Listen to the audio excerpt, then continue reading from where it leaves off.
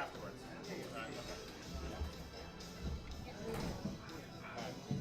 That I'm gonna try and get it, but it's still in a queue. I'm gonna get one more card.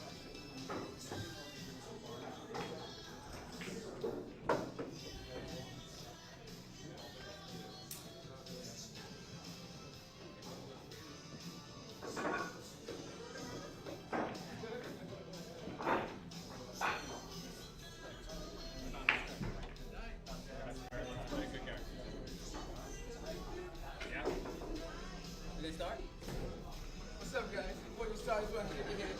Yeah, baby, King, what's up? Congratulations, guys. Yeah, baby. Alright, so I gotta share this real quick. You're live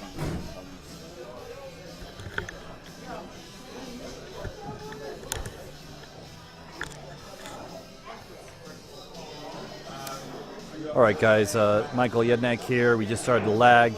Carlos Luna's on the right, Steve Lipsky's on the left as you're looking at the screen. I believe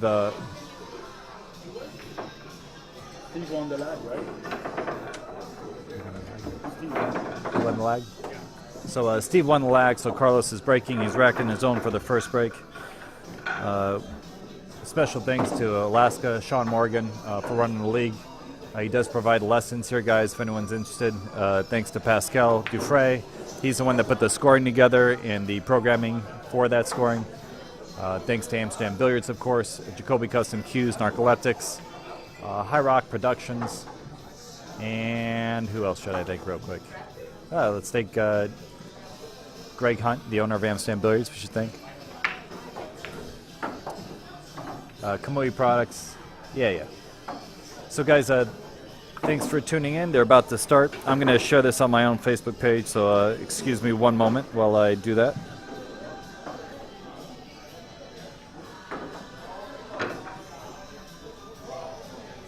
At least that will be a problem for the rest of the game, right?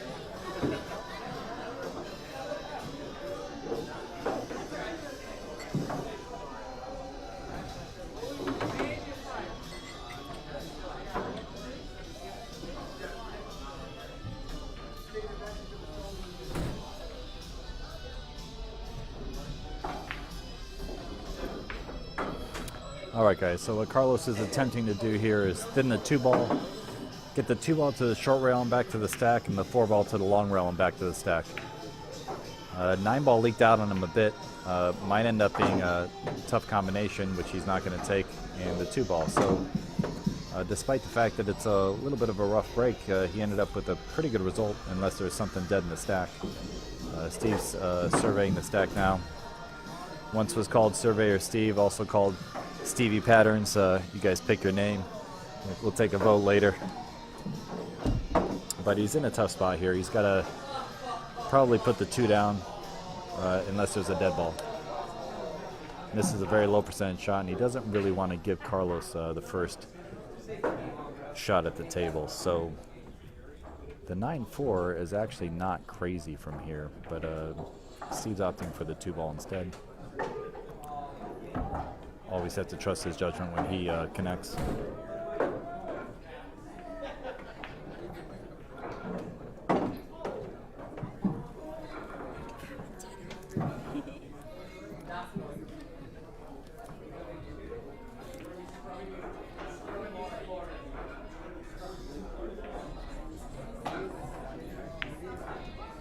Wow, what a shot by Steve.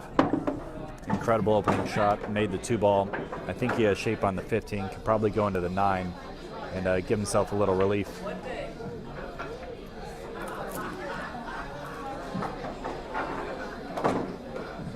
Okay, he's opting to play the 6 first. He must be able to get past the 15 ball with the 6, otherwise he wouldn't shoot the 6. Maybe he'll go into the 4 here.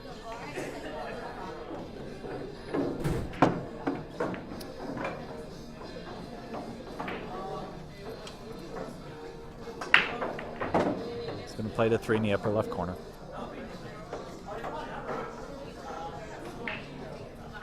Thanks everyone for tuning in around the world. We've had some great comments and people tuning in from all over. Appreciate that a lot, guys. So I think Steve was trying to get past the 15, used the 15 as the break shot. Wasn't quite able to get there, but he's got the 3. If he can pocket the 3, he'll stay alive here.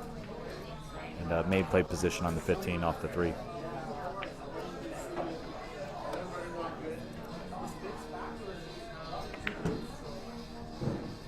Okay, Steve stayed down really nice. Got position on the 4. He can follow up a little bit for the 15. He'll get a nice yield on the stack if he gets a good angle on the 15. So I suspect he's going to follow a little bit, probably a little past parallel here, so that he has a lot of energy on the cue ball. He can go right through the stack.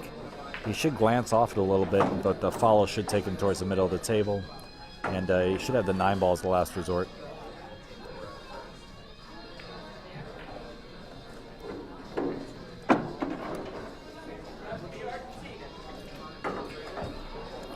This is a pure follow shot. And follow should prevent him from any possible scratches in the upper right corner as we're looking.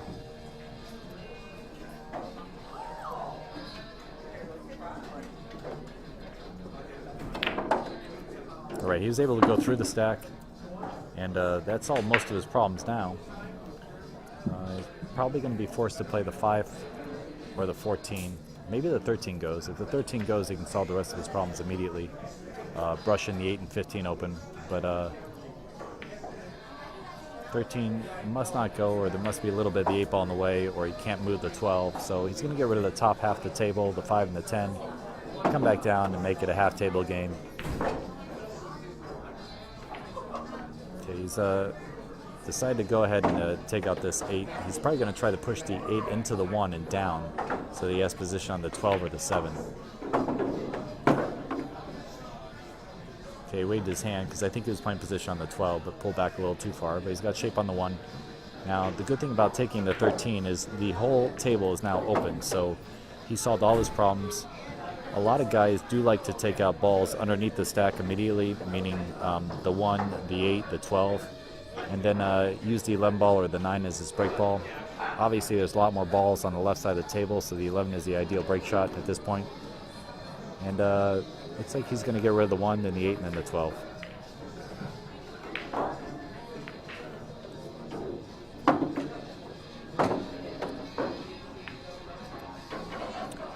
Now, thinking way ahead of this rack, the 9 to the 7 is a good end pattern to get on the 11. So 9-7 would be a nice end game pattern to take out the 11. And with that in mind, he probably wants to play something like 12, 14, 5, 10, 9, 7. And we'll see what Steve chooses, but that'd be my pattern from here. Obviously, he's got to get good on the 14 here if he chooses that option. He could also take out the 14 or the 7 now, since he's on those balls, and do some similar pattern to what I suggested.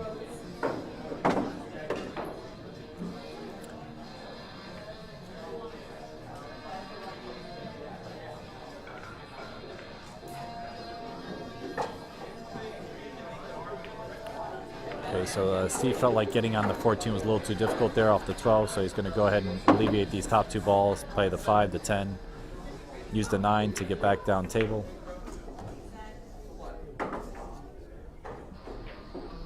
And probably 12, 14, 11.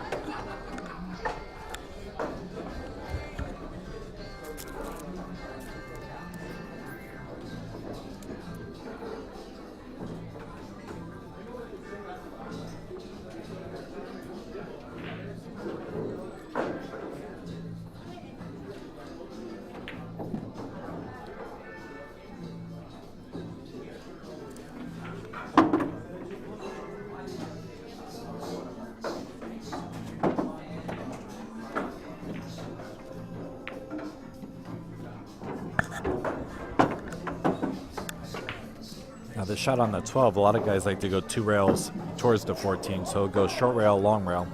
Unless he's dead straight, he'll pull straight back. Okay, he was pretty straight, so he was able to pull back, not use any rails. He got the ideal position on the 14. He'll follow up a little past parallel and have an explosive yield after this break because of the angle he created on the 11. So Steve with the first opportunity, great shot on the 2 ball to open it up. And Carlos is sitting in a chair waiting for an opportunity himself.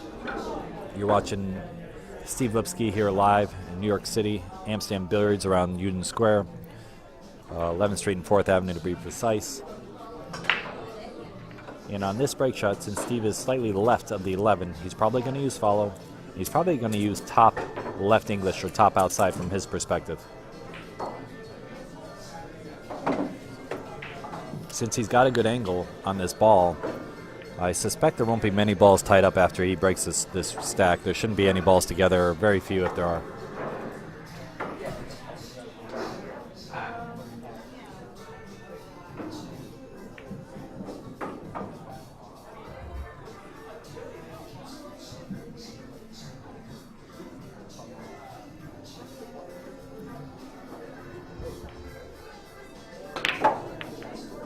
Okay, you can see the right English on the cue ball as it spins over.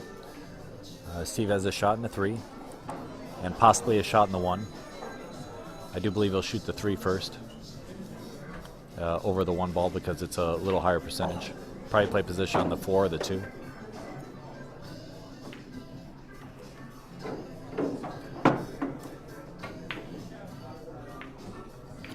As you can see, with the yield off of that break shot, he had no balls tied up. This is an ideal situation for Steve to put a number down, at least to maintain a solid control of this rack. He could develop another break shot on the right side of the table if he wanted, if he got a little under the 4. But I think he got a little on the opposite side of the 4 ball, so I don't think he can push any balls to the right side of the table. Both the 9 ball and the 1 ball are possible break shots. You know, ideal break shots, so he'll probably try to maintain those 2 balls for now.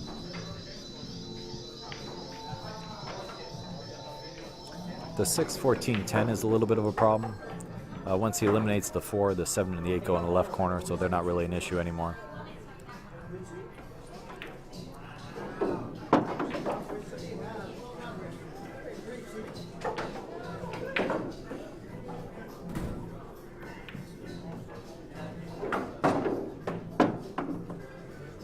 Now he was trying to push either the 9 or the 1 out of the way there. Missed both balls. He's not in trouble. He's got the 12 ball on the side. But he did miss his angle slightly there. I expect he can play the 12 ball and play position on the 7 or the 8 next.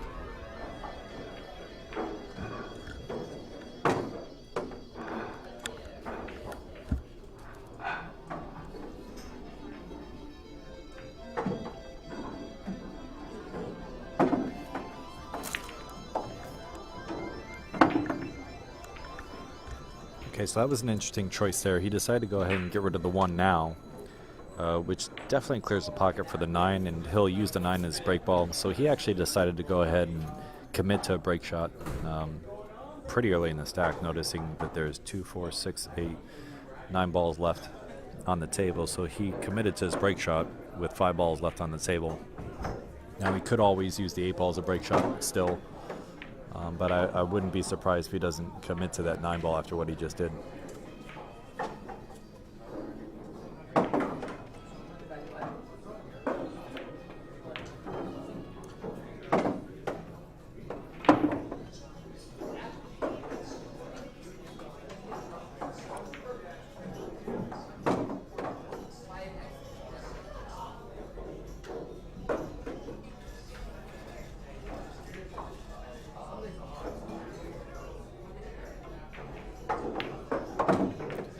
Okay, so he's getting rid of the 8 and the 7, which confirms that he's going to use the 9 balls as break shot.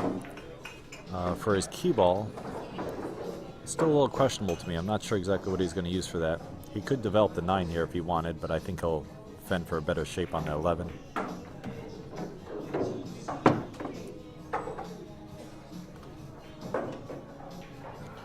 So he's going to go 13, 5, 12. 6, 7, I believe. Now he's doing something a little different.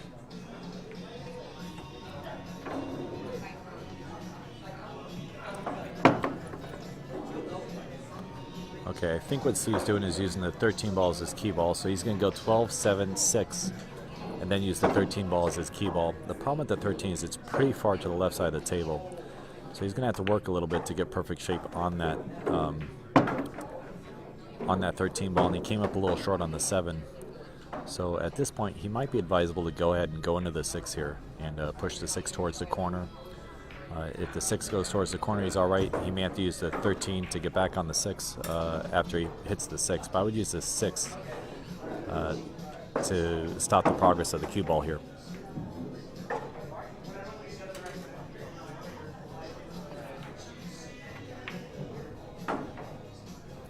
Okay, so what Steve opted to do there was to play position from the 7 to the 13, and then he was going to use the 6 ball as his key ball. Probably with the top inside, or maybe just a top shot on the 13. Steve played very well there, just a little mishap on that inside English shot. I think the 12 ball to get down to the 7, not quite enough spin, so he didn't quite get down low enough, made it a little more tough, a little more difficult.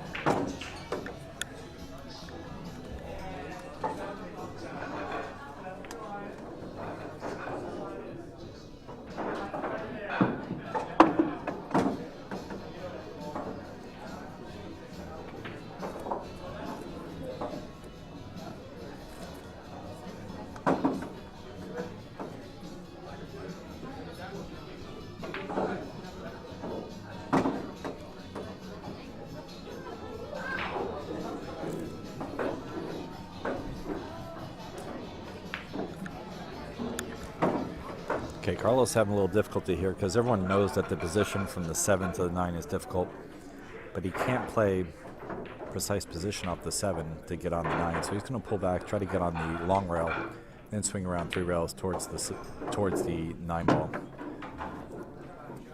He might be able to go 1 rail here, but he's got a couple options here. I think I might actually try to draw straight back or go 1 rail using the long rail sort of to kill the ball. This is low outside or a straight draw, depending on how thick he is on this ball.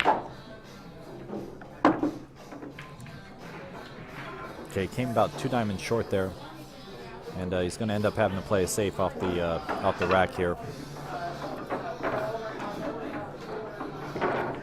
He's in a tough spot here. It would have been nice for him to come back a couple more diamonds and get on that break shot, but little difficult pattern at the end there.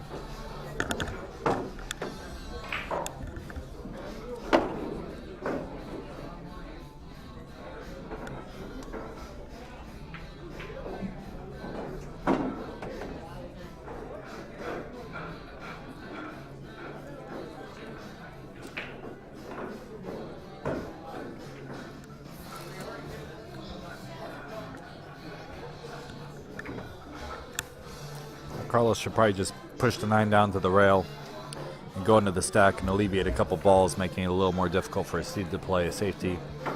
He opted a little different route, which was to put the 9 ball in the stack and leave Steve underneath the stack. I think this might have been a decision error. I think Steve can outmove him from this position. Had he put the 9 under the stack and knocked a ball out or 2, Steve might have had a little more difficult safety proposition here.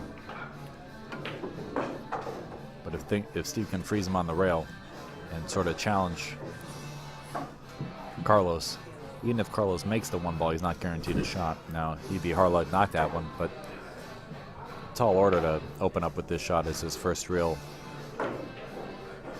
opportunity, only pocketing a couple balls in the last rack. He's still not loose yet.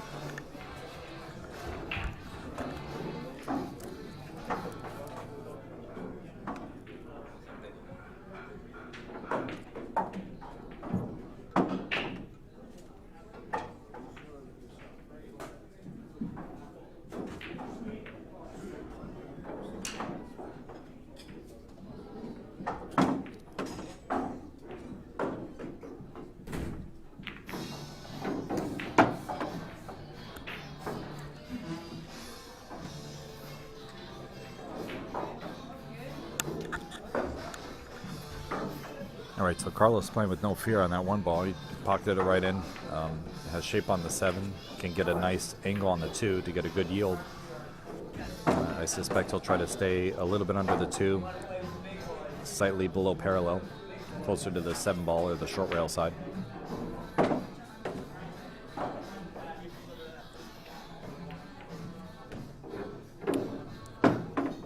A little less angle than that, but he's still all right. He's still pocketable. This will have a big yield as long as he stays down the ball and is able to pocket this ball. He'll be hard pressed not to have a good shot after.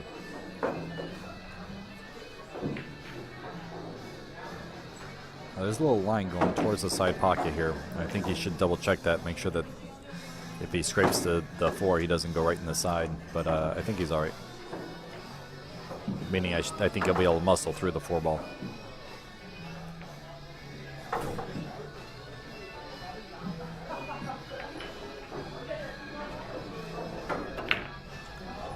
All right, he was able to muscle through the 4 ball. And you can see with that angle, no balls are touching. This is almost an 8 ball rack from here. And Carlos is off to the races. It looks like the 10 ball is his best break shot. I personally might get rid of the 11, the 12, and the 8 here, leaving the 13 as my break shot, and sort of clear out that rail for the 10 ball.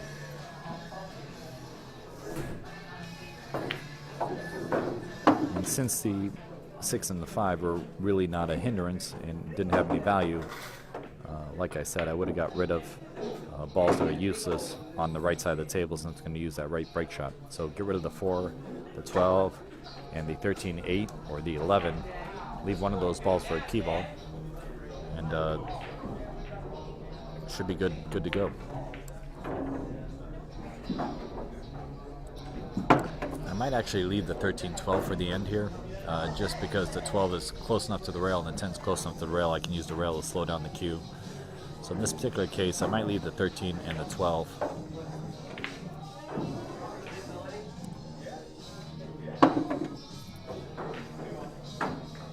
What he needs to get rid of, his only problem, is the 9 and 14. So if he can play 13, 15, 9, 14, come back, the rest of the rack should be pretty easy.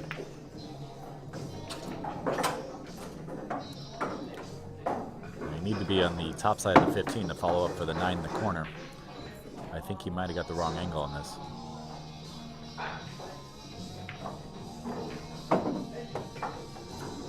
If he takes away the 12, he's going to have to use the 4 ball as his key ball, or maybe even the 14. I don't recommend taking the 12 out here. I would hold on to the 12 until later.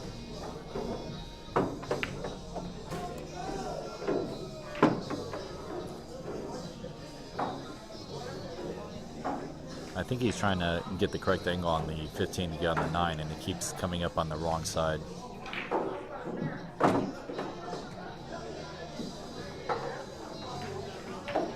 Yeah, he's on the wrong side of it, so he's going to play the 14. Probably try to play position on the 9, and then use the 3 to get it back on the other half of the table.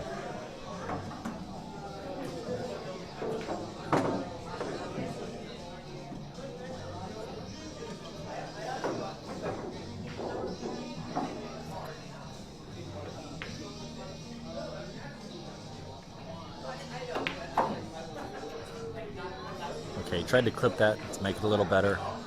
He wasn't able to do that, so he's going to have to go.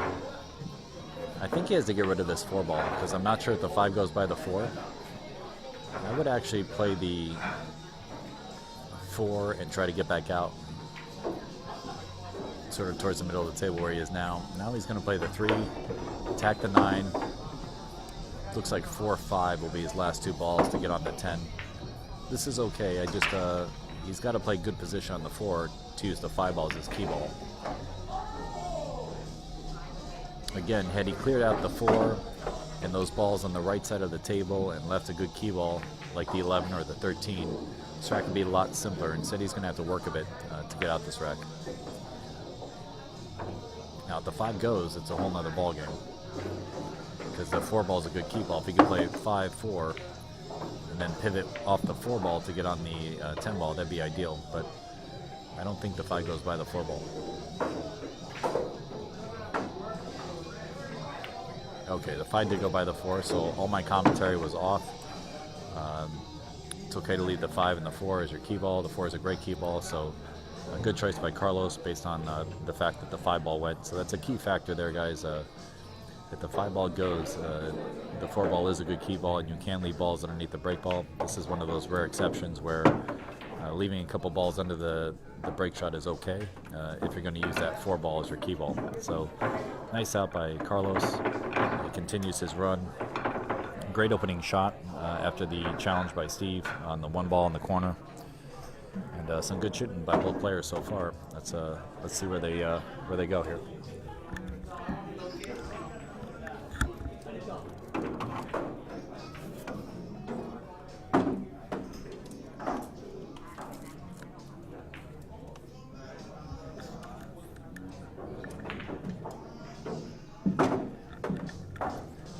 This break shot, you'll notice he's past the parallel mark, favoring the long rail.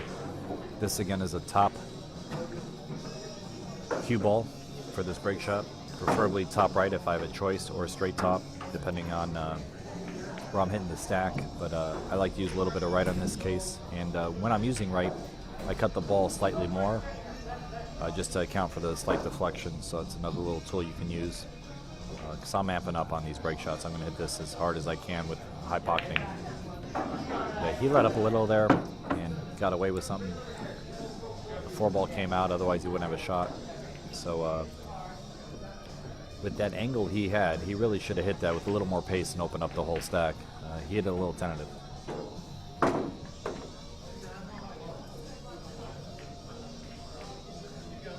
He's got options with the 12 or the 4. 11 ball looks like another problem ball.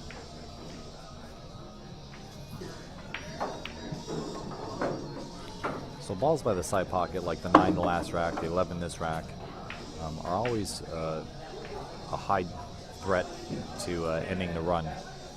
So you typically want to address those as early as you can, so you can have multiple opportunities to attack it. If you wait till the end, a lot of times you'll get in trouble.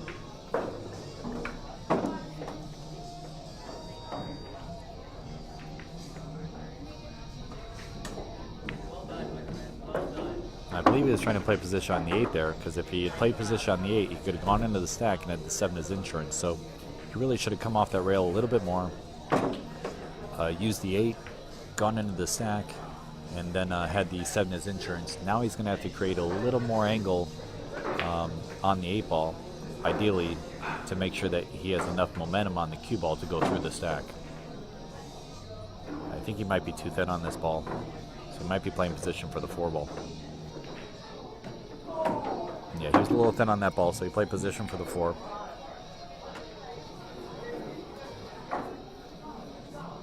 He's got to be really careful when he uses this 4 ball as his break shot. The 9 and 15 is tied up, and the 8 ball is a little high, so it's not close to the rail. So if he happens to get stuck on the rail, he won't have a shot. So I would draw this ball with as much draw as I could get. Not hard, but as much draw as I could get. Or I would tickle the 15 and plan to attack it later. I kind of like that a little more. Just tickle the 15 down. You have the 15, the 9, or the 8 in your next shot. Use one of those balls to attack the stack. Now that's what he opted to do. Carlos, honestly, is playing very smart, and maybe a little too smart for his handicap.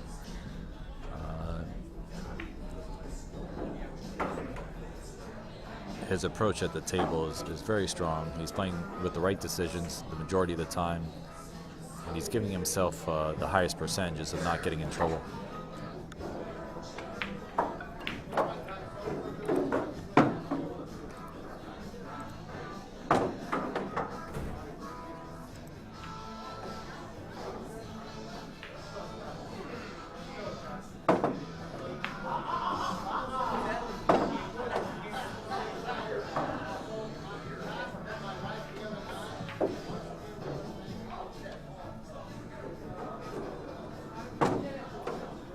I might go ahead and swing at the 9 here, unless he was just too thin on it.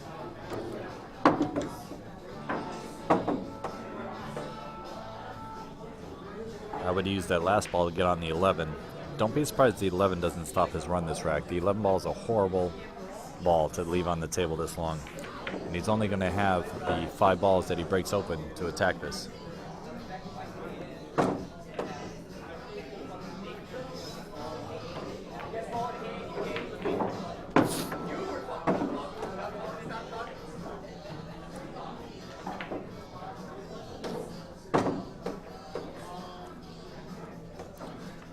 too long to address that middle stack situation.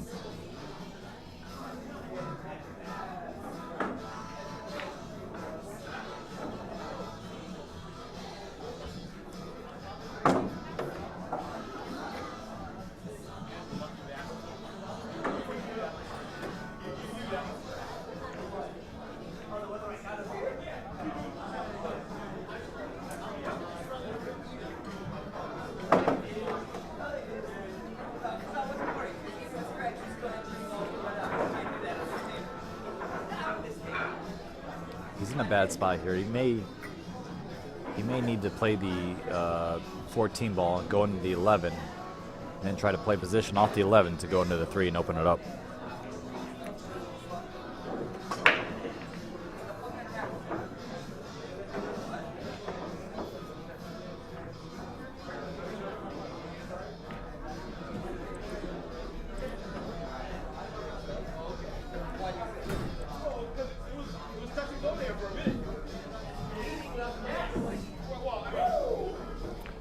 He's opted to go ahead and play a safety, making that situation worse over there with the 11 ball, and leaving Steve no real shot unless there's a dead ball.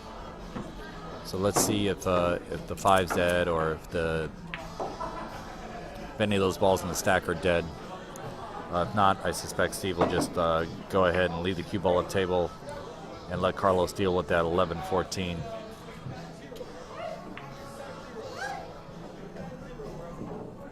He's checking immediately to see if he can do anything with that situation. I don't think he can. I think he has a thin 6 and put the cue ball up table. Maybe even taking an intentional foul, meaning missing the 6 thinly.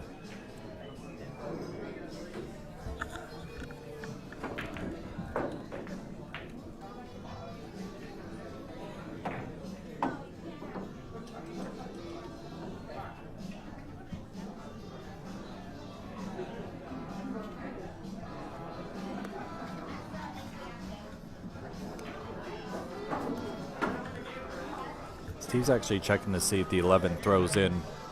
If there's a little space,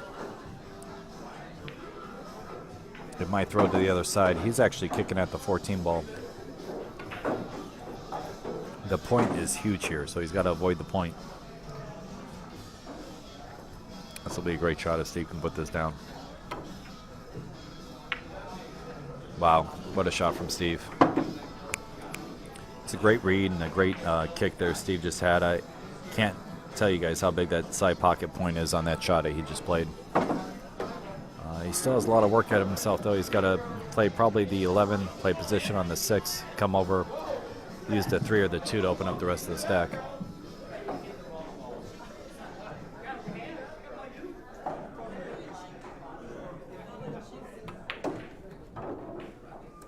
Might be able to use the 6 to open it up, actually.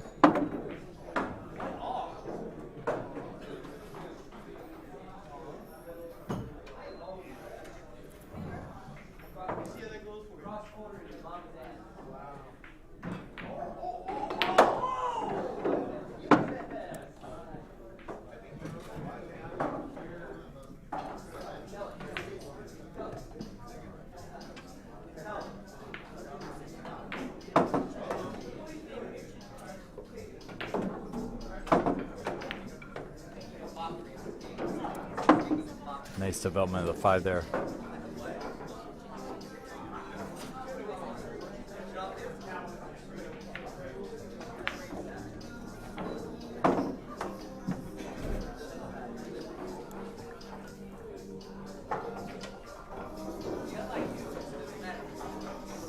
I'm not sure if the 5 is too high. If the 5 is too high, he might opt for the 3 ball.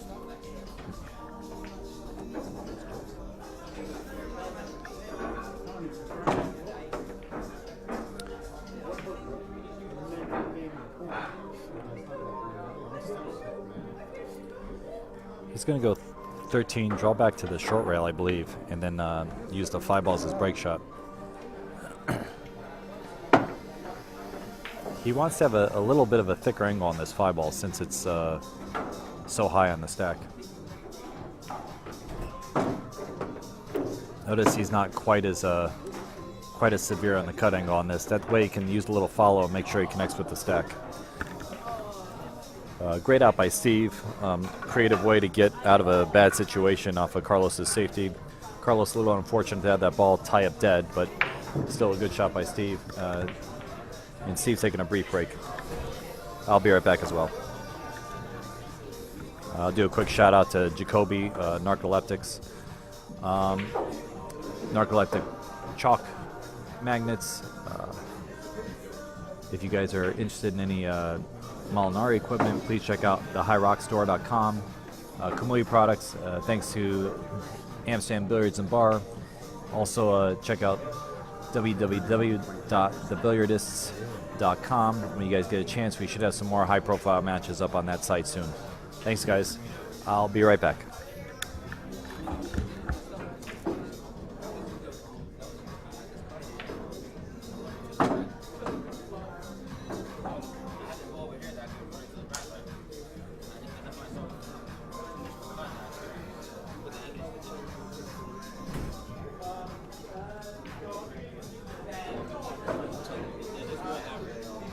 Good? Yeah, you ready? Yeah. That's it? So we want me to go this way? Yeah. Mic on the side of the mouth.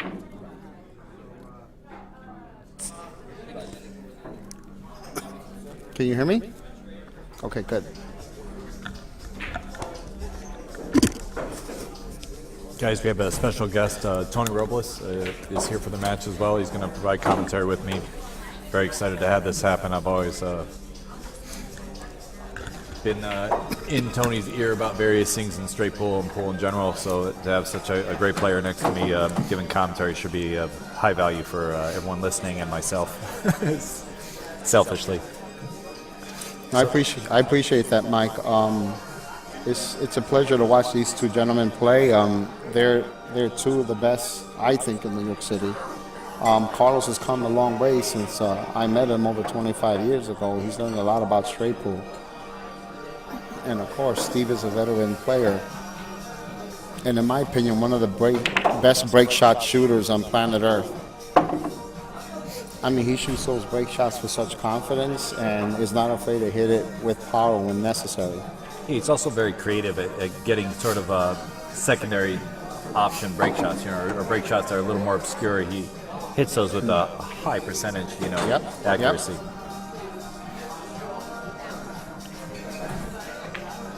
So you think he's going to go for the 4-ball afterwards, break him up a bit? He might wait for the 7 or the 8. I like those a little better myself, but he could also use the 13 on the side to open him up. We have to see what he's going to do with that right side as well. But I do think he'll attack this probably underneath, like you said. He's probably going to play position for the 7 in the same pocket, I guess. Yeah, if it goes by the 8.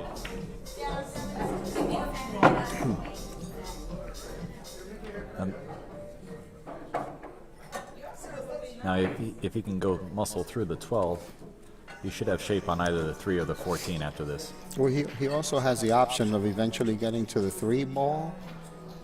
I mean, should he decide not to break it now, that is. The 3-ball, the 14, and then use a 12-ball to break the pack. Yeah, or the 13. You can do 13 in the side or 12 in the corner. That's right. I think he's attacking it now, though. Now, Well, if he hits between the 1 and the 12, he's in good shape. See that? Yeah. Because if he hits a ball dead solid, the 12 ball, then the cue ball's going to want to stop there. But he still has a 3 in the side, so he kind of thought about that a bit, Yeah, he could have got stuck, but he hit it with the way to avoid that possibility. Now, with how it sits right now, I'm thinking 3-14 for my key ball break shot. Unless he develops something on the left side of the table with either the 11 or the maybe the 2-ball or something over there. But he's opting out to get rid of this key ball, so that means I don't think he's going to use the 14. I like that shot because he's going to go and break the 2 and the 9 up and have the 12 balls insurance.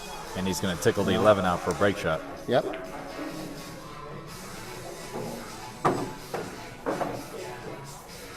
Let Mike go high at the stack, though. Oh, wow. He went right through him. That's crazy. This is why this is a crazy game, Mike. If I try to do that on purpose, I couldn't do that. Right, right. Of course. I wonder if the 2-ball goes past the 12, though. If it doesn't, he's really in trouble. I think it does. Yeah, he's not.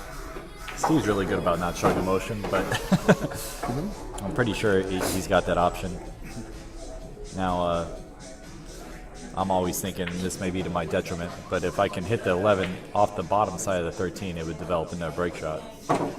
Asking a lot if he only has half a pocket on the 2. I'm wondering if he's considering the yeah, he is. He just called the 12 ball. Maybe it's lined up straight. Okay. You know?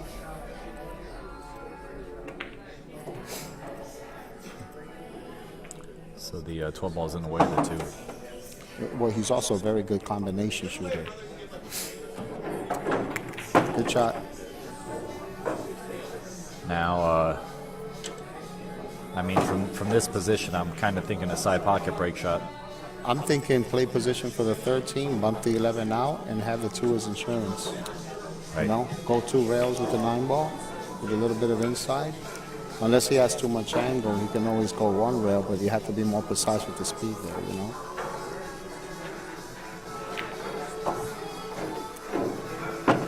Yeah, he could, And that's why that's a tough shot, because you have to hit it exactly right, you know? I'm not sure if I he think- got there. I think he came a little Yeah. short, right? Well, I mean, if he came a little short, the other option that he has, To push Is, the 2 over? With the no, 1? no. Use the 11 No. as insurance? see, because I was thinking if he shot a stop shot or drew it back a bit, he could shoot the 2 in the side and draw back to the 11 Yeah, and and push shoot it the out, 1, yeah. You know? Well, with where he is now, I Yeah. kind of feel like he's forced to either push the 2 out or accept the 1 or the 2 as a side pocket break shot. You know, what I mean by that is if he would have played position for the 15, the 6, and then the 11 and gotten on the 2, he could use the 1 ball as his break shot. But I think the 2 might be good enough where he's just accepting the 2. He's going to get rid of that nasty 15 ball next after the 6 and use the 11 to get on the 2. And he could still play the 2 in the side if he wanted. I'm just wondering if he's going to try to push the 15 down here since he knows he might have a shot. You know, I wouldn't really recommend that for just anyone. But Because- Steve Lipsky maybe. Yeah.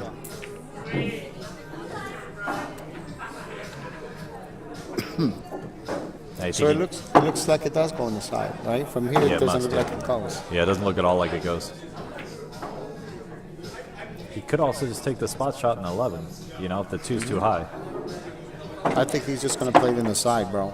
Yeah, I think that's the move here. So he ended up using the 2 ball on the side. It was, Well, he might have too much angle.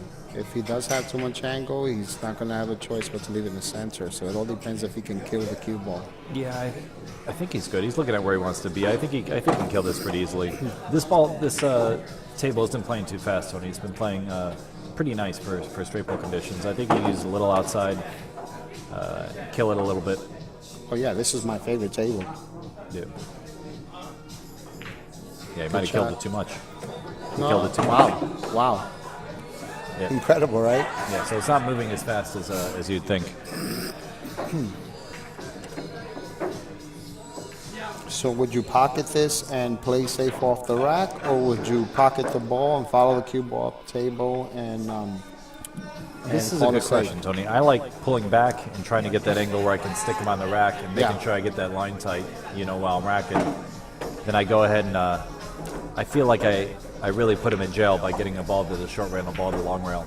I feel the same way. Yeah, not only that, but you know, you put yourself in a better, easier position to play it safe as opposed to if they take a back scratch and then you go having to shoot it all the way up. Why did I hear my voice in the echo? That's why I put these down, because it takes a second to go through. So I don't even listen to my voice. I had the headphones off.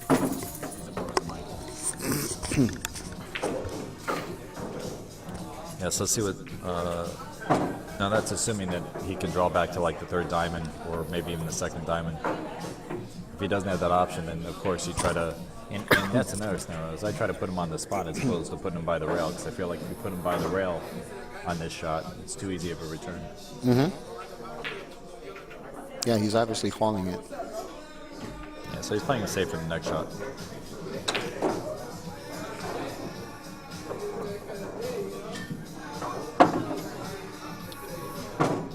Well, you probably figure worst case scenario he'll play it safe and leave him on 9 feet away, which is not too bad. Yeah, as long as the 8-4 isn't dead. What is the score? Score is currently 46-25 in favor of Steve Lipsky. Okay. Carlos is getting 50 on the wire, as you know, so it's a race to 100 for Carlos and a race to 150 for Steve. And what are the high runs so far? The high runs at the moment looks like a 22 and a 21. 22-21. Okay. Or maybe 25. Steve has a 25. He's got this Yeah, 25 and a 22, and Steve's currently on a 22. Before that safety. I like that shot a lot.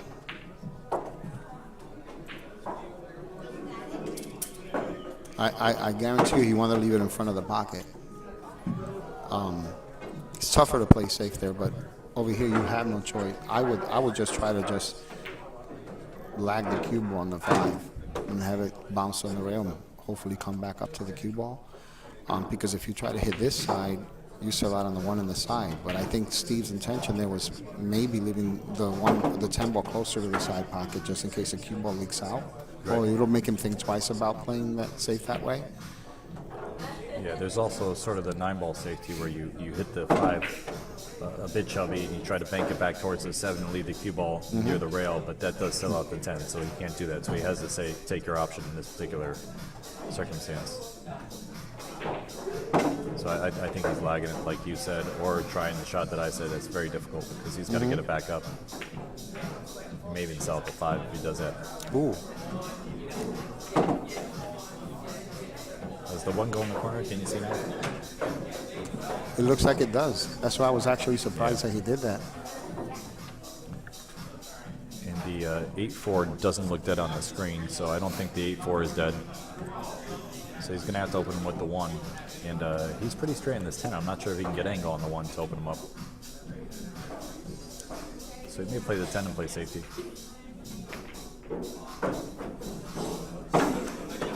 Yeah, if the 1 goes, I think he can hit, cut it, and catch enough of the 11 to break him up. I think that's what he's going to do. Yeah, I'm sure that's what he's trying.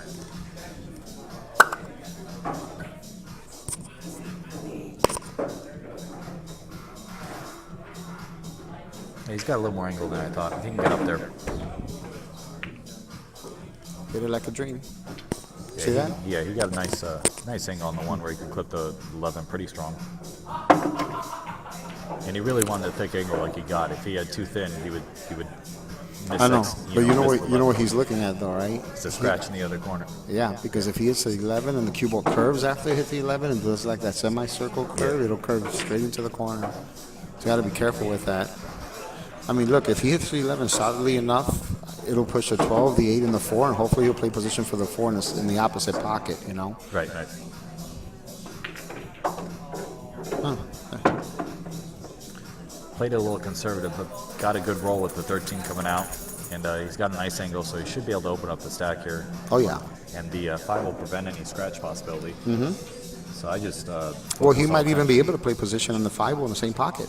Yeah. Because if he hits the 6 first and the cue ball pushes off the 6 into the 5, it's going to send it right towards that rail, the long rail, you know? Yeah. But it all depends, you know, if he hits a 6 ball dead square and doesn't get any movement on the 5. So, you know, it's kind of hard to tell from the angle here, but, you know. Right. So if that's the case, if I know that I can hit the 6 on a little bit towards the right, I'm not going to hit this that hard. Right, you're just going to get the 5 position and open it a little more later. You're probably going to get the 9 out for a secondary break shot as well. No, he hit it hard, though. He hit it hard. That's what I'm saying, that he hits those shots so with such confidence, the tough shots, the break shots. You know, he's not afraid to hit them with speed. He got a little unfortunate here. He's got the 12 and the 8 on the rail, and the 7-4 is a little tied up. Those 2 balls are going to have to be addressed pretty quickly. Yeah. What would you try to do for a break shot here, Mike? I was just looking at that myself. I kind of like the 9, 6, 12, and 14. should he decide not to move one. You know, obviously after he gets rid of the 8 and the 5. Yeah, of course. You know, that's a very sweet little pattern there. I'm trying to see if he can develop anything. If he can.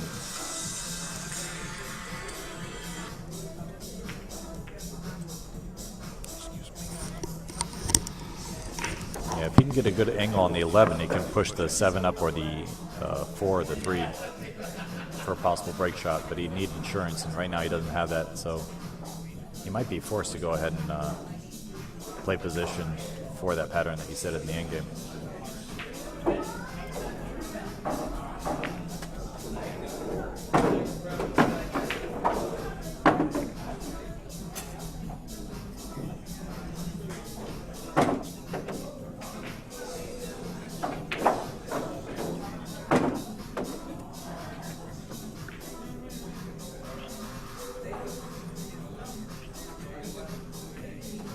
He's in a little bit of a situation here. He's got to play position, probably for the 8 ball next. He doesn't really want to move the 14, since that is his most natural break shot. So I think this is the right move here. Play this 11 instead. Play position on the 4 or the 8. And he might even be able to play the 8 and develop the 4 as an underneath the rack break shot.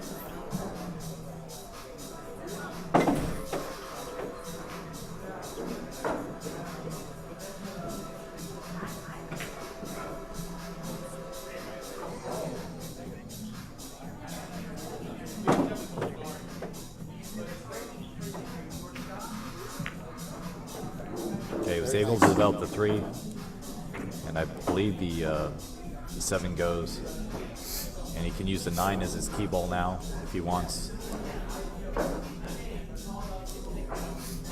The 6 isn't an awful key ball either, so Steve just gave himself a lot of options here. He came a little short on that one though. I think he wanted a bit more of an angle. Yeah, since he is out of line, I think he's got to take the 6 here. And from that, I would have to get rid of the 9 since I'm already up there. So he's going to go 6, 9, 12, probably 14 for break shot. Or use the 4 for the 3 ball to go 2 rails. Should he decide to keep the same break shot? Because if that were the case, then he would have shot the 3 now. No, that's what I was saying. I was saying 6, 9, 12, 14, 4. Right, that's correct. Yeah. Shot. Yep.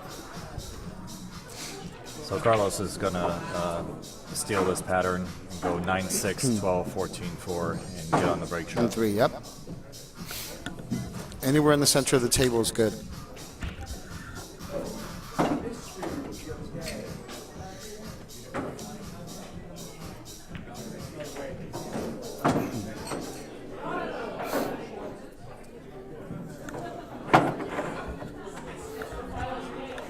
Just to reiterate, the reason you want the cue ball in the center of the table is because the 3 ball is a low break shot, which means that the angle is actually wider than it looks like. And you don't want to favor the right side of the table like you normally would if you had the standard break shot where the object ball were a little higher and a little more to the right.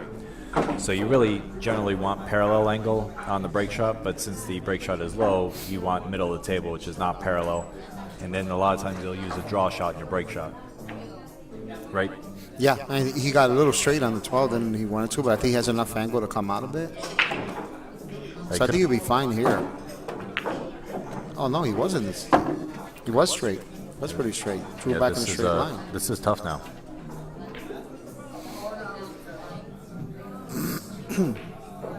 Well, I mean, you have to go 1 rail here with low left. Stop by the center of the table and then either shoot the 4 and go 1 rail or 2 rails, depending on how you end up on the 4, right?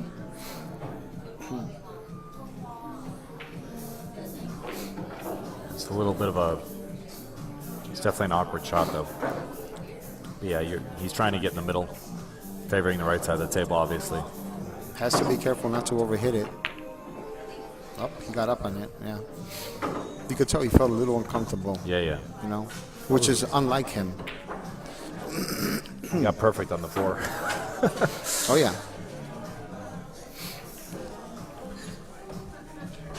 Well, would you take the 4 I and would. then the 14 and, with a lot of spin and go past the 3 between the 3 and the side pocket? I would do that in this case. I would take the 4 first. I Yeah, don't me too. like trying to I play like that. position on the 4 ball from the 14. I like playing. Neither do I. But look, you see, Yeah. to each their own. That's why it's more of a preference, and this is one of the conversations that I've had with some top players years ago. Some players just prefer that, Yeah. because they feel comfortable with it. They control it good, Yeah, I like that too. I mean, I was probably like 55-45. Like it wasn't crazy out, but I definitely like this is a little far to the right to me. Yeah.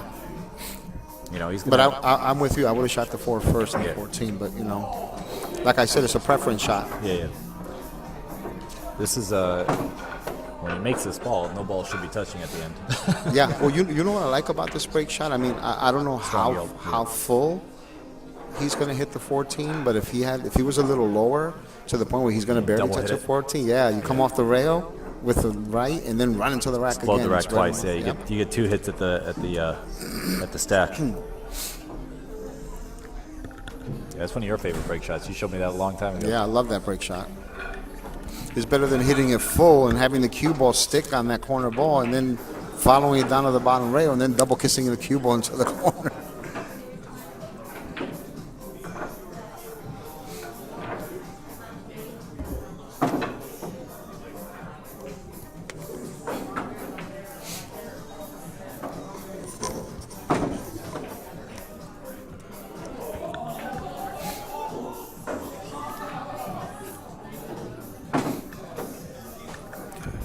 For those of you just tuning in, we're watching Steve Lipsky at the table. Carlos Luna is his opponent. He's in the chair. Sitting next to me is Tony Robles, another house pro at Amsterdam Billiards. Tony does provide lessons here along with Sean Morgan and myself, the 3 house pros here. If anyone's interested, feel free to PM us. But Steve's about to make a great shot here on the 3 ball and continue his run.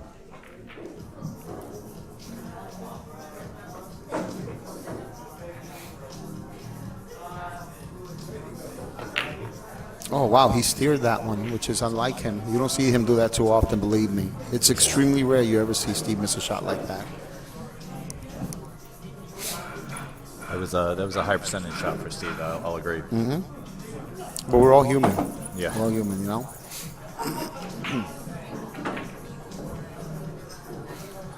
Funny thing is, the last time I played Steve, the time before that,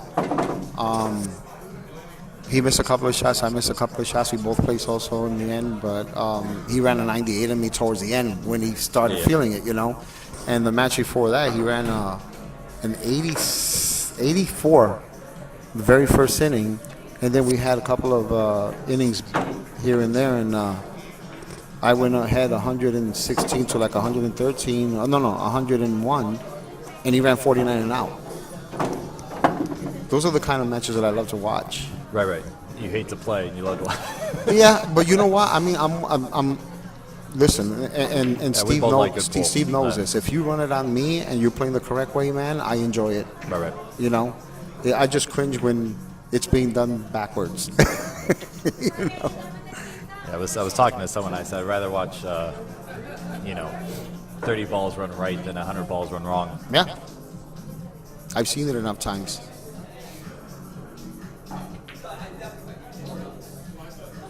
Such a beautiful game when it's played well.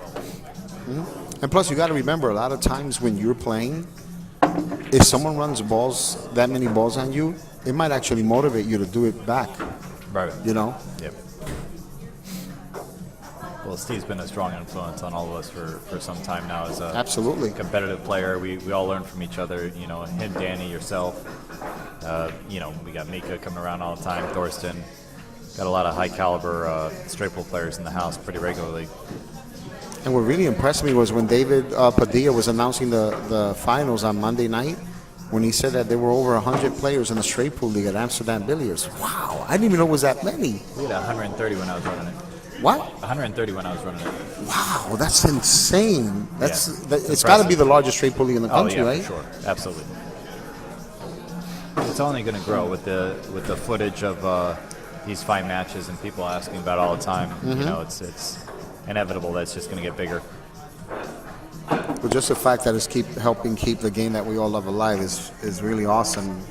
That's why I said last time on Monday that we really appreciate all that you and Pascal, do in trying to keep these matches going on a weekly basis. It's not easy. It's taking away time from your schedules, but you guys actually love doing it too. So It's a little way to give back. yeah.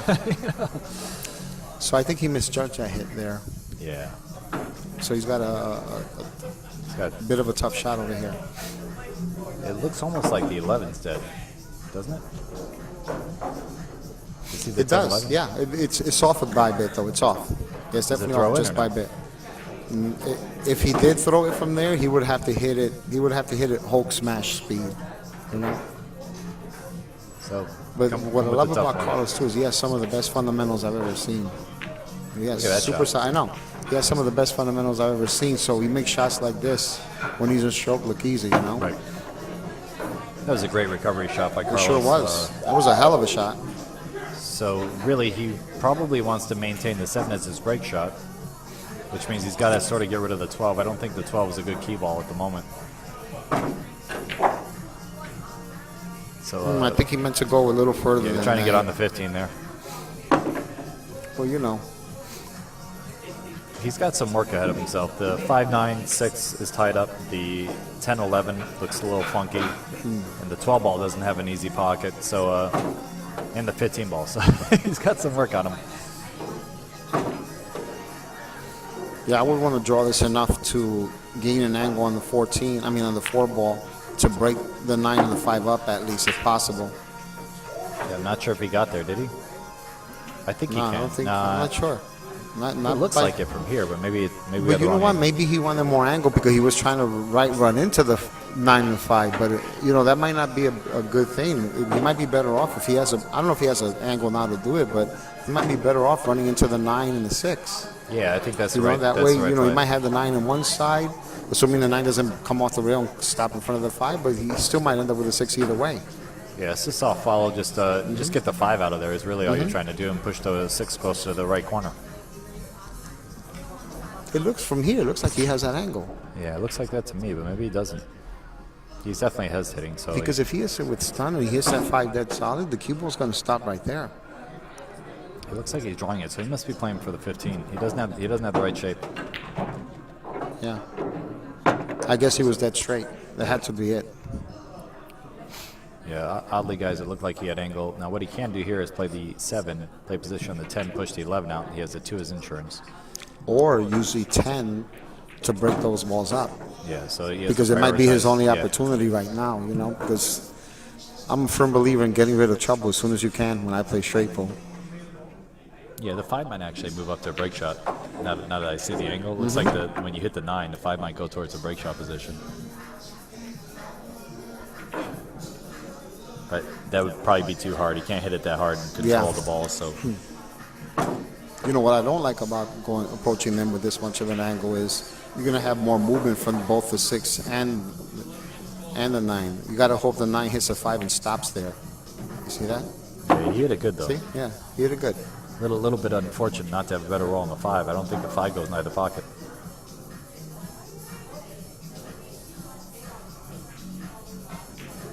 Yeah, he's in a bad spot here.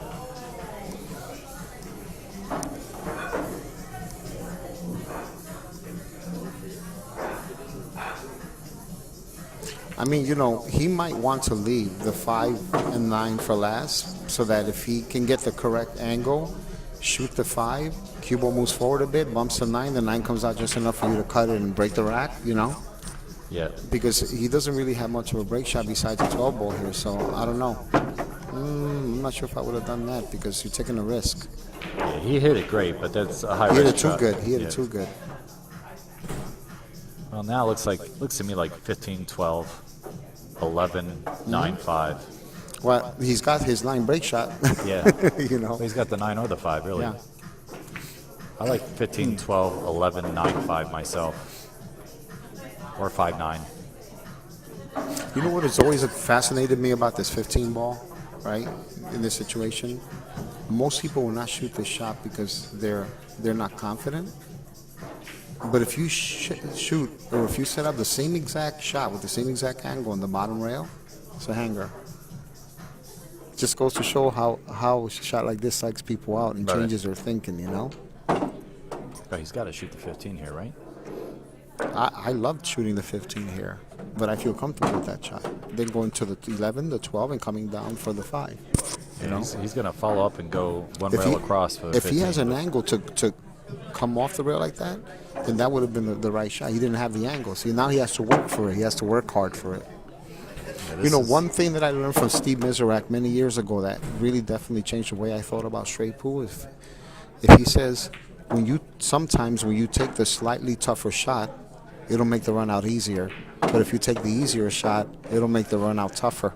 Yeah. And this is a perfect example of that. Right. By not taking the slightly tougher shot on the 15, now he's got to work extra hard to get, break shot towards the end. To get a break shot, to get position on the break shot. Yeah, he's just making everything just lower percentage, I'll say.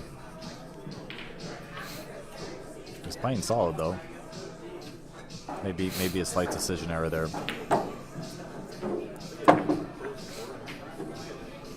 He might have gotten a good enough angle there. Now, you stay above the 5 here. You don't try to get underneath, right? What's that? You stay above the 5 here. You don't try to get underneath, right? It's tough to want to play underneath here. I would probably go 2 rails and stop like a foot below where the 15 is, Right. But obviously, further away from the rail. So you would force to get on the left side of the stack here.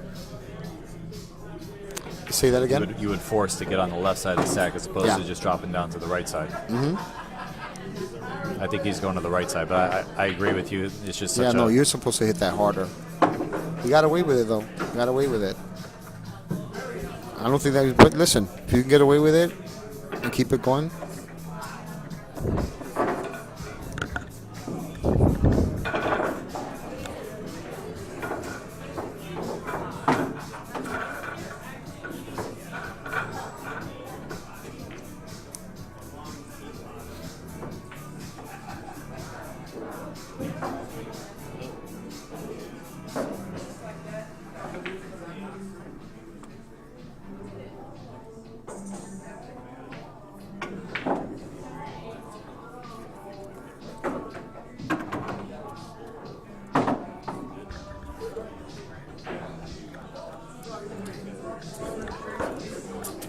All right, Tony, words of wisdom on this break shot. Over here, you Try to always. clip the I 110. Yeah. You don't want to. You always want to hit it with a little bit of speed, but not too hard, because since you're hitting a little high, you're probably going to elevate the stick a bit, and the ball tends to jump a bit. Right. But you And always also- you always want to go on a diagonal line when you're approaching that, because it decreases the chances of running into a ball dead solid. Getting stuck. And increases the chances of you getting the cue ball. The biggest mistake people make with this is they hit it too hard, they come off the 1 and the 10, the cue ball comes back towards the center of the bottom of the rack. Right, exactly. So you hit it too hard and you come Yeah. back towards the rack, then Yeah. you have no shot. Yep. Now, he hit that perfectly. Yeah. Got not a good roll, but a well-executed shot, and has several secondary break shots. I believe the 11 will open up the stack, or the 3. I'm not sure if the 3 goes by the 11, but from my stand, It looks like it does from here. Yeah, it definitely does. I personally would use the 3 instead of the 11 to keep the 11 as a break shot for the next rack, but that's thinking ahead. I know that's assuming a ball doesn't run into it, but Yeah. the way I approach this is I would make a decision on the 3 of the 11, depending which one, and this is another one of my rules, depending which one of those will take me into the heart of the cluster. Now define the heart of the cluster of these In other guys. words, by going to the heart of the cluster, you're gaining an angle once you come off the ball where it's going to hit the ball that's going to spread the balls most effectively. Right, so So what if he's you're saying shooting is the to hit 3, 12 as opposed to the 15 or the 13. right, if you shoot the Right. 3 and you're only going to skim off the top of the 15, but if you hit the 11 and you're going to go in between the 15 and the 13, I'd rather pick that if I know that I'm going to spread the balls more effectively. But again, it all depends. Every situation is different. Right. You know?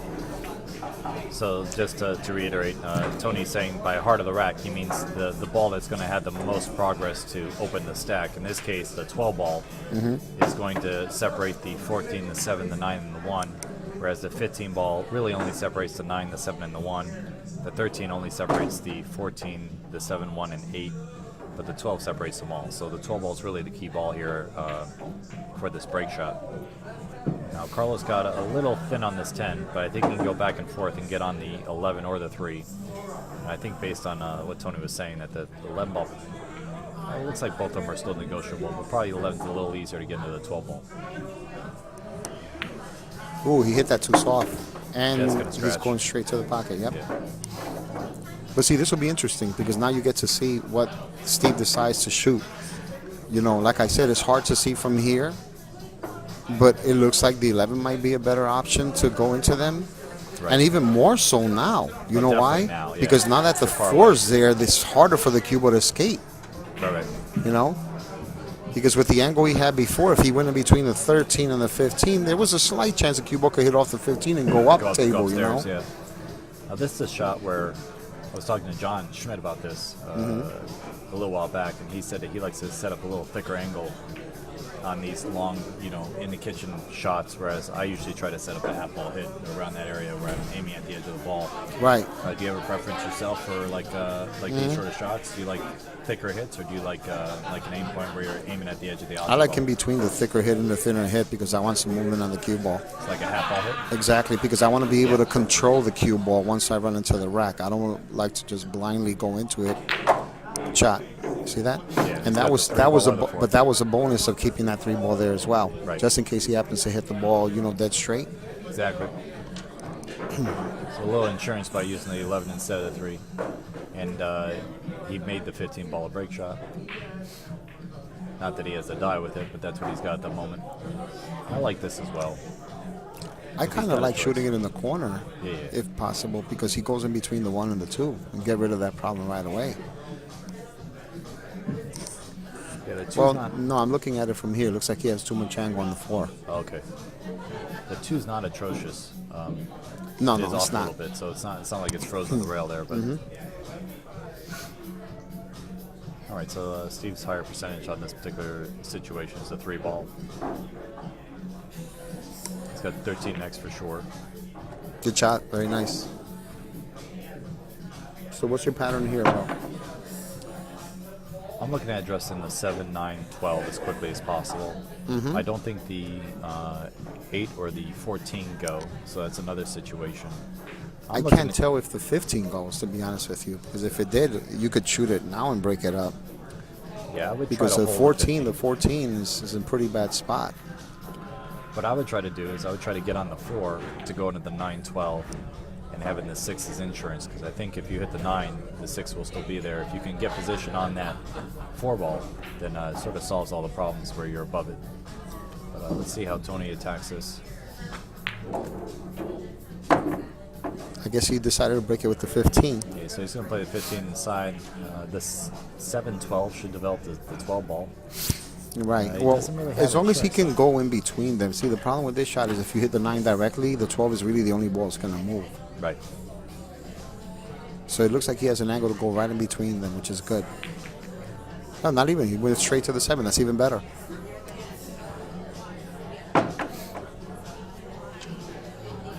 Okay, he's forced to shoot off the break shot he just created. Yeah, don't you hate that when you have multiple balls and the only shot that you have is a break shot? Right? Yeah, that's a bad Happens ball. all the time. I think he's shooting the 8 ball just to preserve the 12. What's your thoughts here? Would you shoot the 8 to preserve the 12, or would you? Right here, Yeah. I would definitely shoot the 12 ball. I would definitely shoot the 12 ball because it's easier for me to control the cue ball there, and I might consider shooting the 9 ball or the 4. Right, the 9 ball, the 4, and go 1, 2 rails and pop out that 13 a bit, for a possible break shot because I have the 8 as insurance. But again, if you decide to go 2 rails here with the 7 to pop it out, you're not really guaranteed anything easy if you happen to run into one of those balls solidly. Right. Now, obviously, if the 7 were a little above the 13, then it makes more sense to shoot the 9 and go 2 rails to bunt the 13. The 7's kind of like in the way a bit there, so. Yeah. It's a little tricky. It is. It's a very tricky pattern.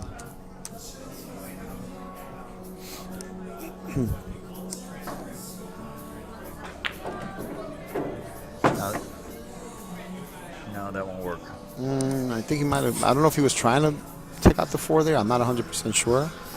That's why I put my If he takes out the 4, then he should attack the match the on 2 my phone next. so I can see this angles better. Right, he's got to go into the 2 here. Yeah. Good shot. Now he's got the 2 ball side pocket break shot, maybe, if he has ball in hand with the 9 ball as his key ball. Well, I mean, now it doesn't matter as much because now that he got rid of that problem, he can always use a 2 to the 1 or the 9 and the 13 and then go in the bottom of the rack, use the 8 ball 14 or vice versa if the 8 ball is a break shot, you know? It all depends. Looks like it's a little too far to the right. Maybe I'm misreading it, but it looks a little too far to the right. Maybe he's going to leave the cue ball in the rack and use a 2 as a break shot. Yeah, he likes that, and that's sort of You know? why he came up to me, because you get straight on the, you don't even have to get straight. You can use the 14, the 8, or the 9 to get into the stack pretty easily.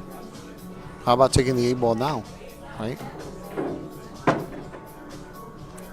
Now, since he left the 2, he's got to be playing the 2 as a break shot. Mm-hmm.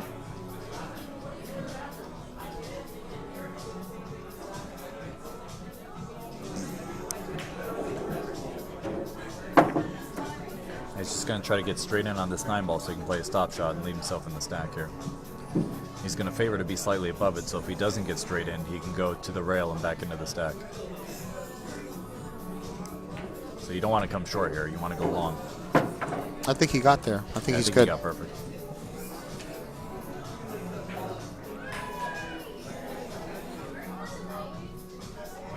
Okay. Nice pattern by Stevie.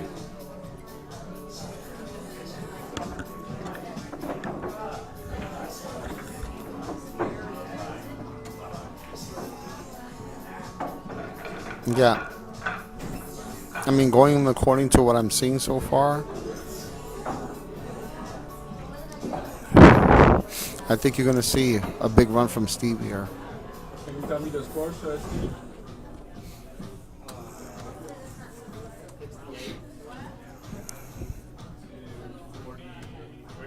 Cool.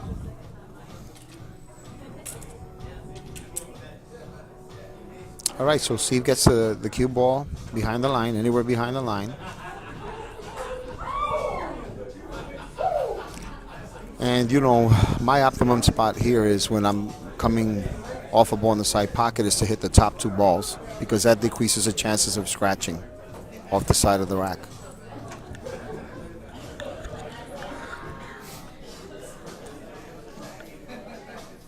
Yeah, I like the little thinner cut as well. I feel like I want a lot of energy on the cue ball. Even though I am trying to hit those balls, you have to play for a little luck in this shot. Mm-hmm. So I want to at least get the rack exploded. You mean there's luck in straight pool? I didn't know that. That's the only reason I don't run 100 every day, Tony. Yeah, I hear you, man. See, the top 2 balls. Nailed the top 2. And no shot. Yeah, that's kind of weird because I'm used to seeing him hit that ball with more speed than that. Right. What do you do here? Cut the 7 in? Does he have a shot? Well, I mean, I can't tell from here if the 7 is easier or not, but it does look like a severe cut. The only other option I can think of is bank to 12 or bank to 3. That's a little brutal with how well he hit that break shot. I mean, he nailed those top 2 I mean, I balls. don't even think he can see the 9. He can't see the 9 to cut it past the 6. 6 might be in the way anyway. He's cutting the 7 in. Mm-hmm. Now, do you use inside English to deflect the ball a little thinner than you want, or is there any special way you try to hit this ball? No, I just make sure that I prevent using English. It increases the chances of sending that ball in a direct line to the target you intend to hit on the ball.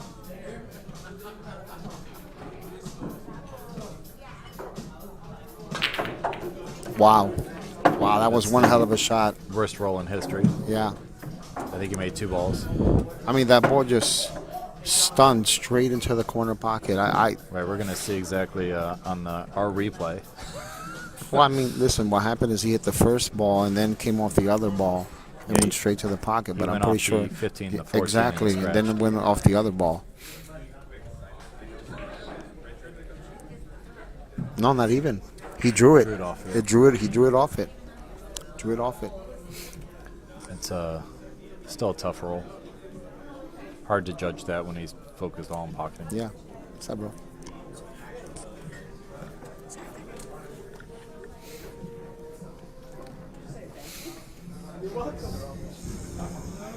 So Carlos steps to the table, not really in as much danger as he should have been in with how Steve was playing. You know, Steve's playing really well.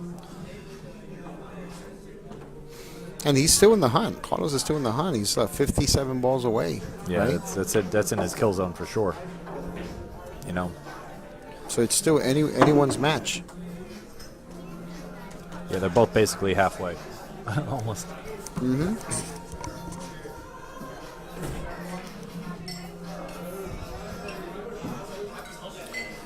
Guys, we should mention this is Pascal Dufresne's program. The Q scoring program that he's using is available. Please PM him if you guys are interested in using that for your own leagues. And it is pretty amazing. I've always been very impressed with it, and I think that it takes so many great stats that are important. Yeah. Because it's not just to view it, but also as a learning tool. When you go back, you know, a lot of times I go back, see how many balls I miss in my match. You don't get to see that too often, you know. Right. Or, you know, it's very impressive. Very impressive. I taught you well. I taught you well. Guys, currently you're listening to Tony Robles on commentary, myself, Michael Yednak. Carlos Luna, if you're just tuning in, is the player at the table, and Steve Lipsky is the one in the chair. We've had a pretty good match so far. Not really many misses. Couple of funny errors. You know, maybe positional errors more than I'll say misses. Tony's stepping away for a minute, guys, so you'll just have to listen to me for a bit.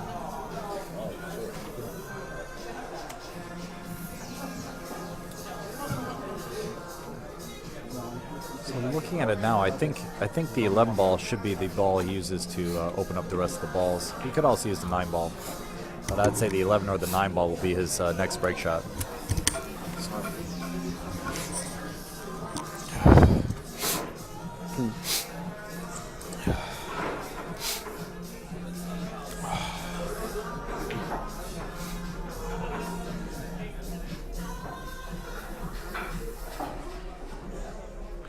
Carlos is coming off this ball, and this is a shot that I'm a little surprised he's having a little difficulty with.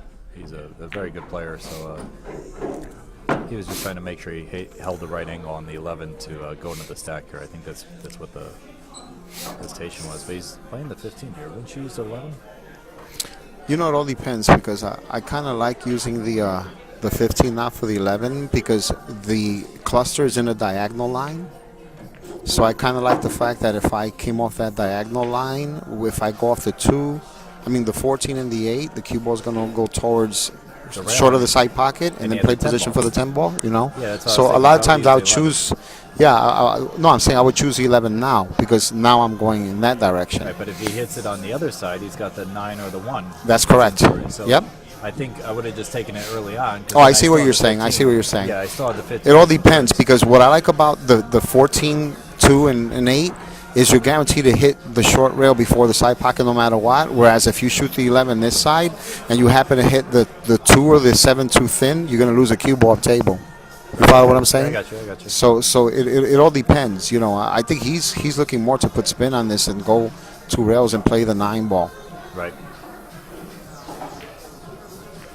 And he misexecuted. He got away with it because he's got the 1 ball to get position. Yeah. The 1 ball would have been his next break shot, though, for... exactly. Yep. So he did eliminate that, but it's not to say they won't create a break shot when he goes into the 9 ball. Maybe the 8 ball will come out, or the 14. Probably the 8, or maybe the 13 as well.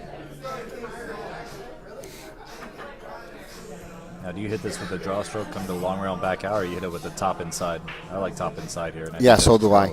Yeah, I prefer... I feel like I can control the follow better. And you don't have to hit it as hard either. Look, he's like almost dead straight. He had a slight angle, so he hit it great. Yeah, he accepted the longer shot, probably because the angle he had. I thought he had a little more angle than he actually had. Yeah. See, now over here, if he fails to hit the 7, I'm not sure if he can. I don't know if he's going to hit this with draw or follow. But if he hits it with draw, follow, right? the 14 will go off the 8, right? Yeah, and if it doesn't go in the pocket, it might go 3 rails, right, towards the 9, or 2 rails towards the 9. But if he hits the 2 dead solid, the 2 might come off the 14 and go up table 2, and the cue ball might just stop there. So you have to be careful with this shot. Yeah, I would hit this with follow. You see how the 2 came back up, like I said? Yeah. That's why I say you have to be careful with this. You have to study the Hit that with angles. follow? No, I would have hit it the same way, but with stun follow, so the cue ball has a little more movement, so I can come off the rail. Because I want to give the balls as much movement as possible, you know? With the follow, he wasn't going to hit that much of the 2. And it's a little tougher to control because when the cue ball hits the bottom rail with the follow, Yes. if it doesn't run into one of the balls, now you lose a cue ball off the table. Right. I guess he's shooting the 13 the side or looking at it. I don't think he has a choice.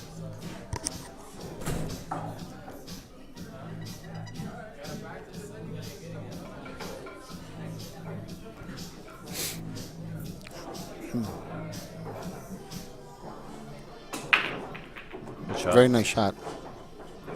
Hopefully he doesn't lose the cue right into the corner. All right, 2-10 combination it is. Yeah. Yeah.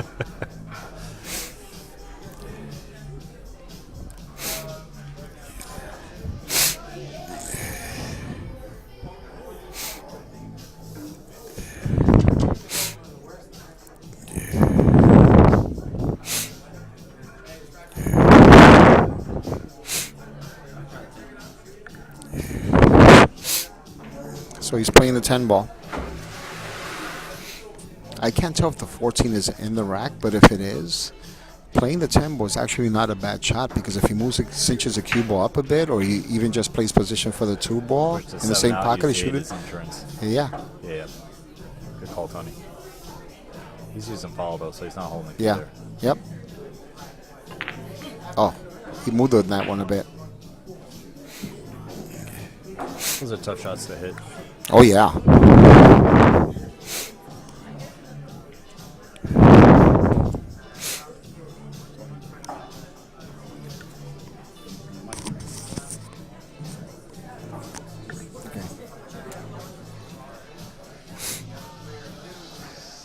So Steve could use a side pocket break shot here again. The 10 ball's in a bad spot. Yeah, but he can always use a 10 ball. He's going to probably use the 10 to get on the 2 or the 8. the 2 ball is a break shot. And then use the 10 to maybe get to the 8, and then the 8 to the 7 and stop the cue ball in the rack. That's what I would do. So 14, you know? 10, 8, 7. Yeah. I mean, he has a perfect angle on the 14 to get to the 10. He just doesn't want to overhit it, right? Yeah, he's pretty good there. And this is actually higher than it may look on the screen. He's not. Well, maybe the point is coming into effect here. Yeah, he opted away from it, so he must have got too much angle. So maybe he would use the 8 ball as a break shot. You know, to go 2 rails behind the rack.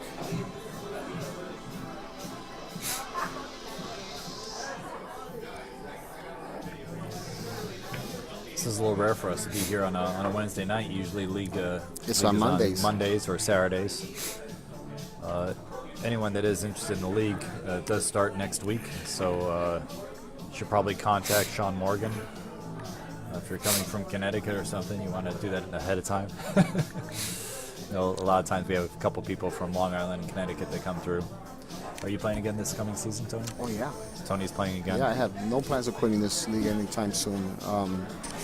I feel like, you know, even though we don't always play up to our capabilities, we're definitely playing better because we're playing on a weekly basis, a game that, you know, that we love so much. So I think, well, you think he's thinking of going 2 rails and hopefully bumping into it? What do you think? He's probably got the tempo in such a bad spot that he can't predict. For the 10 in the other corner. Yeah. So he probably didn't feel comfortable, right? With missing the point. With missing the point. Or with where the cue ball's going to go if it hits a point, you know? Right. You know a cool trick I learned about this shot years ago? It's super cool trick. Spill the beans.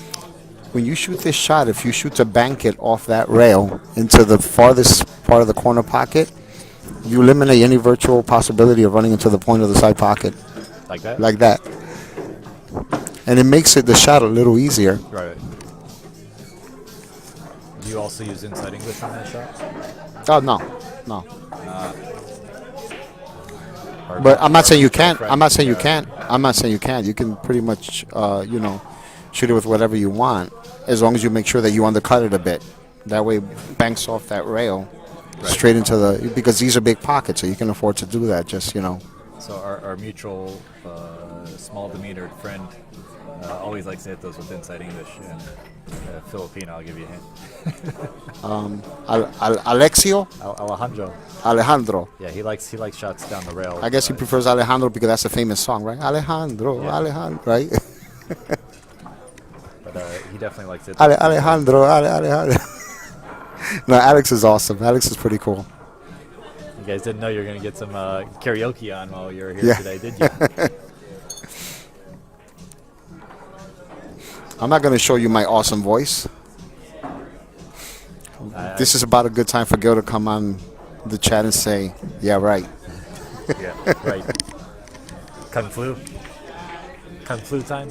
Yep, Kung Flu. Those are her exact words. So, guys, Steve took a brief break. Tony, you have a bunch of events coming up in the near future. Can you give us the New York City 8-Ball, the Steinway Classic, the exhibition with Earl Strickland? Can you give those dates out? Yeah, on October 15th through the 17th, we're reviving the Steinway Classic, which was on a 2-year hiatus. And we have quite a number of top players from all over the world coming to play in that one. It's going to be on, again, October 15th through the 17th at Steinway. And then 2 days after that, we're going to have the annual New York City 8-Ball Championships, which is sponsored by Dr. Michael Fedak. And with his help, it's actually going to be a 15,000 added event That's this amazing, year. Tony. It sold out in 2 weeks. Last year, when it was 13,000 added, it sold out in 3 weeks. So, I registered. yeah. So we're pretty excited about that. The Strickland match, real quick. Then the Strickland match is going to take place here at Amsterdam Billiards. We're going to play a race to 15 on Friday, October 25th. And then after that, play with some spectators here. Have fun. It's going to be a fun night. Looking forward to that. Earl's always a crowd gatherer. We'll call it. But the funny thing is, someone told me the other night, on Monday night, when they announced the match here, to not bring my drumstick. If I'm playing Earl, I decided I'm going to bring all my drumsticks. Yeah, bring like 3 different ones. All right, so Steve chose to go 2 rails underneath. Got good shape on the 15. And that is, in my Precisely opinion, supposed to play. the exact speed you're supposed to hit that with. Because most people hit that too hard, Come back hit under the the side stack. rail and come right under the stack. It was similar to that Oh, other I shot. can't believe I got bad luck. Yeah. Pay attention to the speed. Tony knows all the tricks. Because I got stuck enough times. Me too. I know that shot. So from here, looks like you might have the 10 on the side as a break shot.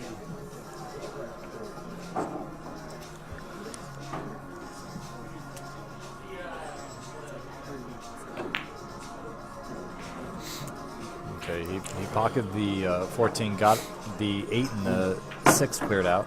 Now he can use one of those balls to open up some of the stack.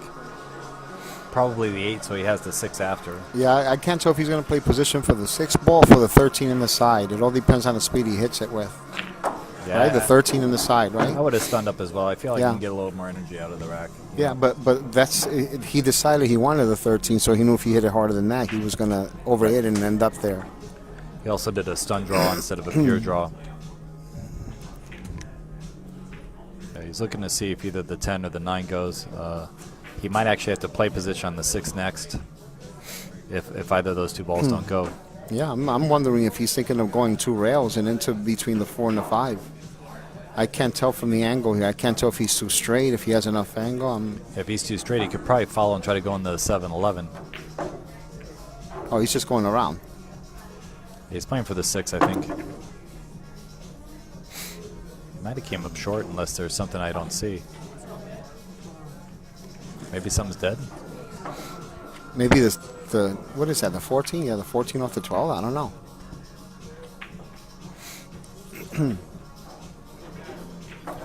I think he's looking at it and he's wondering if he can reach it. You got to shoot the 6 here, though. Surveyor Steve was surveying the table. Watch your cue ball come off the 5 and back into the balls, right? Oh, the 5 ball went. Okay. I didn't even think the 5 ball went. Yeah, but he realized he hit it wrong. Yeah, he doesn't like He's this. stuck now. Unless he can make the 9 ball from here. If he can make the 9 ball again, you know, he's playing the 14 off the 12. he's a great shot maker. These shots are like hangers for him. Yeah, he's going to play the 9 into the 14 off the 12. Now, the reason he's playing the 9 into it is because he has to hit the correct side of the 14 for that to propel that way. If you were to try to use the cue ball, it wouldn't go. So he has to use the 9 here if he does that. Oh, he said 9 ball. Okay, so he's not playing the carom. But if he did play the carom, the other straight. good reason why it was good to do that is because the 9 ball, once it comes off the 14, it helps spread the other balls. Right. And you can control the cue ball speed better. So my prediction is he's going to have shape on the 1 or the 6 after this shot. Nothing else. Yeah, he's going in a direct line towards them. But he still has to control the cue ball. Right, I would almost play a stop shot here. So you don't want the cue ball to freeze on the 7. Good shot. Very nice. Yeah, you got the 1 or the 6 and the 10. Good recovery shot from Steve. I wonder if he was really questioning the 14-12, then the 12 has to be close too, so maybe he could play the 12 at some point. Follow what I'm saying? I guess a 14, right? The all good 14. Yeah. Well, I think he's playing for the 9. He's going to use the 1 as insurance. The 9? Or the 6. He's going to Okay, play the 6. and Okay, gotcha. go Yeah, to that the makes 4 and the sense. 12, Yeah, use the 1 as that makes insurance. sense. That's a better shot.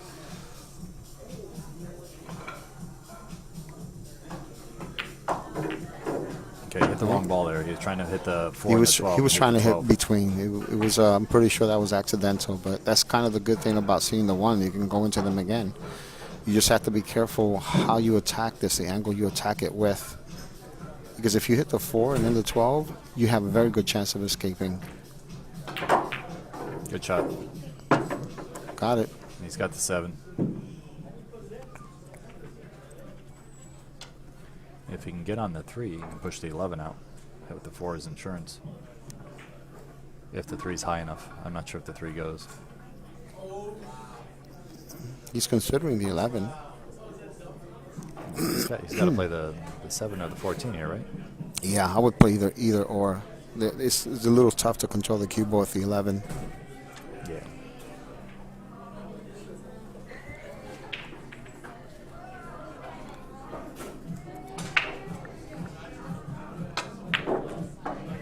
Very nice.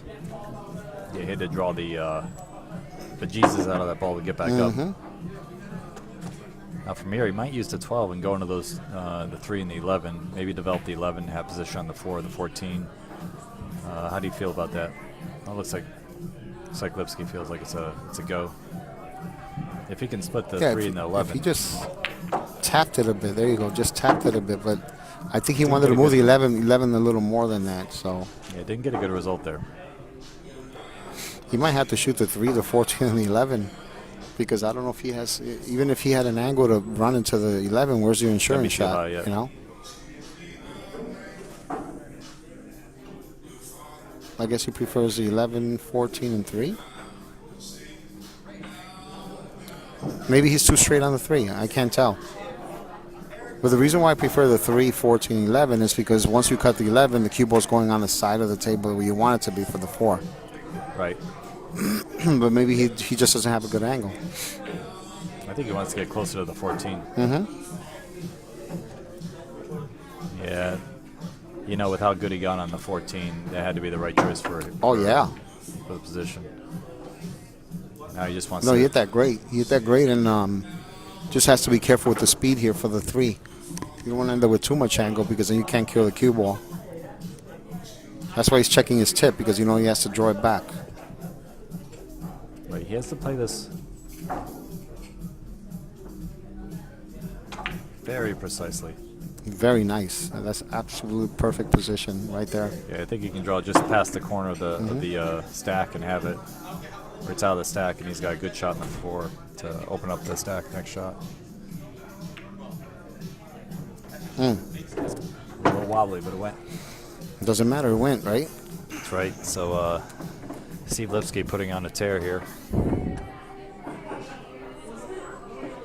Really a creative way to get out that rack. You know, he got a little trouble there, went into the stack a couple times, didn't really get good results, and forced the out there. Definitely a difficult rack. Oh, yeah. No, considering how difficult it was, he got perfect on the 4. Right. Guys, this is a race to 150 for Mr. Steve Lipsky, who you're watching at the table now. Carlos Luna, his opponent, is in the chair. He's going to 100. You're listening to Tony Robles next to me, and I am Michael Yednak. Here, thanks to Sean Alaska Morgan for running the league, and Pascal Dufresne for putting on the live stream.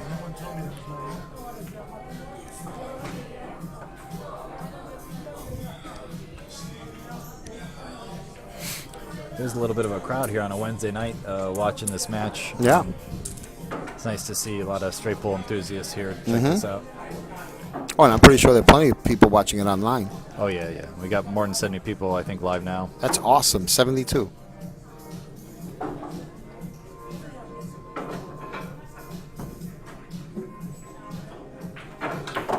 Okay, he hit the 12. That was good. And I hope he's got the 7. I think he's still Or fine the here. 13. Yeah, he's got the 7 or the 13. Or the 1. Boy, if I had the 13, I'd take the 13 over the 1 for sure. So I'm thinking that the 15's blocked by a 13. Yeah, I think that the 15 stopped him. That's what it looks like. He doesn't have a choice but to shoot the 1 ball here.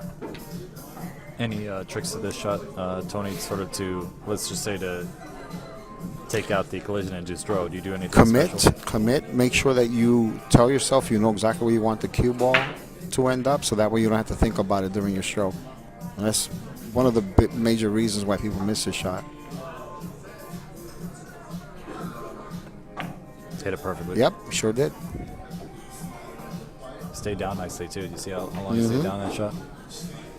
Now, Steve took a little break for a little while when Olivia came in, and he mentioned that when he came back to pool, he was struggling a bit, and a friend of his told him that he was jumping up, and he said he was right back to running hundreds.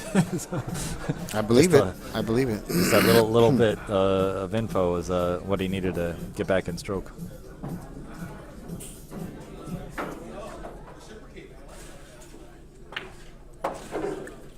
I think he came a little short there, unless he's going to shoot the combination. Nah, he's going to shoot the 7 and get better, I think. Yeah. No, but coming short didn't help him there. Yeah, the 7 was insurance after he went into it, so now he's got to play the good angle that's going to open up the stack. Now, maybe that 12 is wire, because he is looking at something there. I think he's just looking at where he's going to hit off the 10, but that 12 might also be a dead ball. Notice how smooth his stroke is when he powers the ball. See, look at that. That's why, look at that. You see how easily he moves it? That's because he's staying down, he's following through, he's staying loose, but he's confident, you know? Most people, when they want to move the ball like that, they hit it 3 to 5 times harder than that. Yeah, they tighten up their stroke hand, which, if you guys didn't notice, Steve's an opposite-handed player than most players.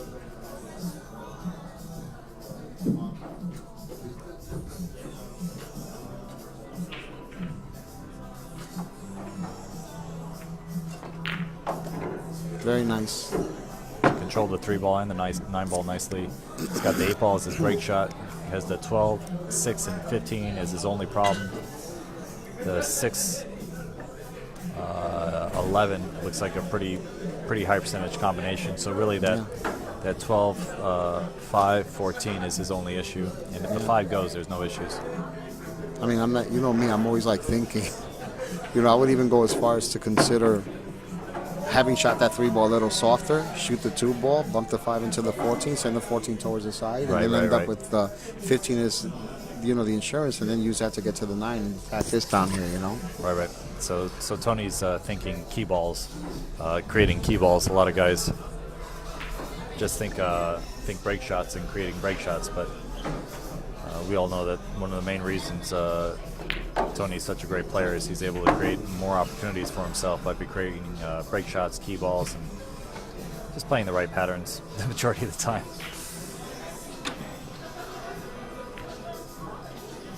So he's going to be forced probably to use the 6 ball or the 12 or 11 as his key ball. What's that, buddy? He's probably going to use the 6 or the 2 ball or 12 ball as his key ball in this scenario. And I'm really thinking the 6 is probably going to be his best one. We'll see what he ends up with. He might have to shoot the 6 after the combo.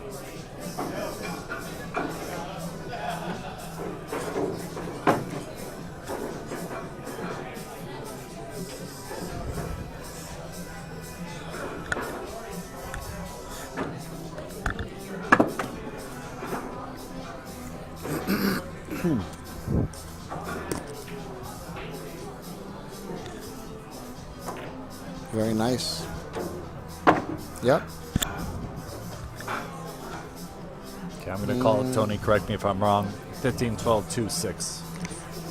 15, 12, 2, 6. As long as he doesn't have too much hang on the 15. If he does, he might consider going up and down. I don't know. I can't tell from here. Or 15, 2, 12, 6. But I'm really thinking the 6 ball is my favorite key ball from this scenario. But yeah, if he's straight, absolutely. 15, 12, 2, 6. That's correct. Steve's currently at 96. Needs 54 more balls to close it out for Carlos. Carlos needs 48. Race to 100 for Carlos. I think he's looking to hold this ball. He might throw this in slightly using a little bit of low left. Just hit it softly so it spins in. Yeah, he hit that to the outside of the pocket on purpose to hold the cue ball. Nice shot by Steve. See, I don't know if he can. He might have to draw away from this and shoot the 6 and then the 2 afterwards, because I don't know if he can draw and get past the 2 and bring the cue ball back up to get straight on the 2. You know what I'm saying? Yeah. So I'm not sure if he has that kind of angle, but that's what it looks like from here.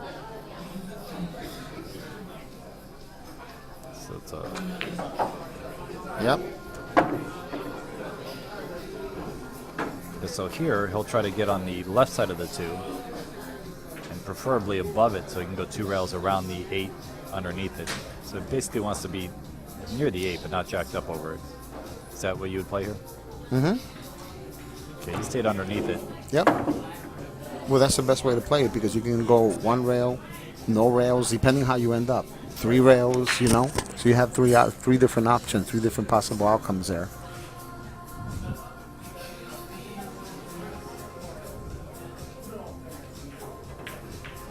And he preferred the 3. Just came a little short. Yeah, he's got a good angle on the 8, but came a little. He should have used a little more spin, I think, a little more outside. Yeah, but he's such a great shot maker. I love watching him shoot these shots. Right. So at 97 to 52, you're watching Steve Lipsky at the table, listening to myself, Michael Yednak, Tony Robles next to me, Pascal Dufresne, master of arms with the scoring and all the stats for you guys. Hope that's a value to you. Quick shout out to Jacoby, Predator, Q's, Narcoleptic, Chalk Holders, HighRockStore.com, Kamui, Amsterdam Billiards, and the Billiardists.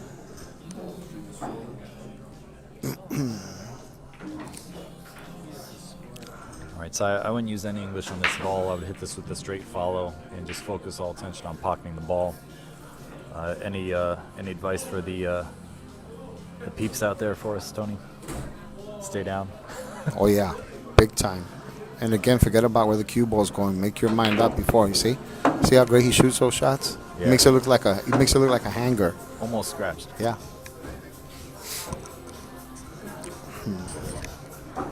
And he knows he has to be focused, because he knows that, there's no quit in Carlos, He has to do his best to keep him in the chair as long as possible, obviously. So Steve's wife, Gina, is probably watching at home. Maybe Olivia is watching as well. If they are, I want to say hi to both of them. Haven't seen them in a while. Carlos has Susie, sweating the match. Susie Q. She may be watching some shows in the background. Carlos said she likes to watch soap operas, Korean soap operas. So we'll see if Carlos gets some views from her today or not. So what do you like doing here, Mike? Just starting to analyze the table. I think the 15 would be my first choice, and I would try to get to the left side of it now, so I have both the 4 and the 1 is insurance. So I would try to stay underneath the 15. Too hard though, right? I think he had too much angle there, but it doesn't matter. He can still use a 1 ball. He can also He use shoots the stop 11 shot. and come underneath if he wants. Or yes, use the 1. He can actually use the 1 held the 4 as insurance still.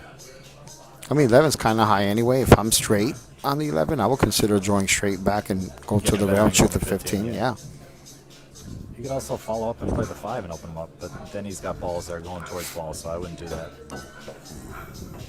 What I mean by That's that it. is that if you was to use the 5 ball now and break open the stack, you're probably going to get Yeah. more congestion with the 4 and the 1 ball. So he's opting to go underneath the stack because he doesn't have to worry about Just it. watch it for the. There you go. That's it. He had to hit the 3 directly because if he hits on the other side of the 3 is going to run into the 7 and get stuck there. You know, he hit that great. It's a little brutal roll here with the 3, 10, and 5 locked up. Well, I'm not sure if he can make the 5 in the side and then the 10 in the opposite side. I can't tell if the 10 goes, but even if the 10 doesn't go, Pretty sure it goes in it the goes in the inside. lower right hand corner. Does it go by the 14 now? Does he have to clear the 14 first? No, if he makes if he can make the 5 ball now, I'm not sure if he can see enough. I can't tell from this angle. Right. Maybe the 10 is preventing him. I mean, obviously, if he's shooting the 4, then he can't make the 5 because if he can see the 5, he would shoot, Yeah, he you would have shoot to it. shoot the 5. You can Yeah. see the 5.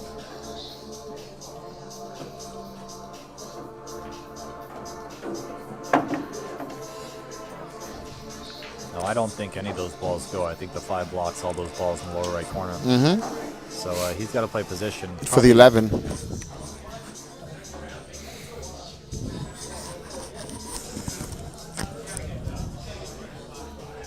Right. 11 and open him up with the 11.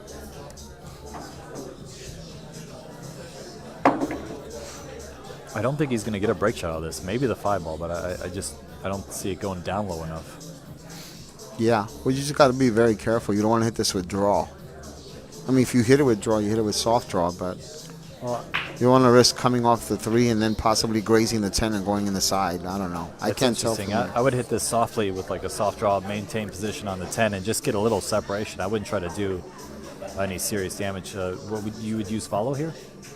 It all depends. I can't tell from this angle if I can hit the 3 directly or on the top of it. You know what I'm saying? Right. If I can hit the 3 directly, then I'll definitely use follow all day long. If I'm going to hit it on top, I'm not going to use draw because then I take a risk going towards the side. Right? He hit that great. So the because 5 he wanted actually to control did. the 5. The 5 actually did move into break shot position, and now he doesn't have to use the 7 as his break shot. And the 2 ball is just inside the rack. So the 5 ball is definitely going to be his break shot. Now it's going to be the 3, 7, and 12.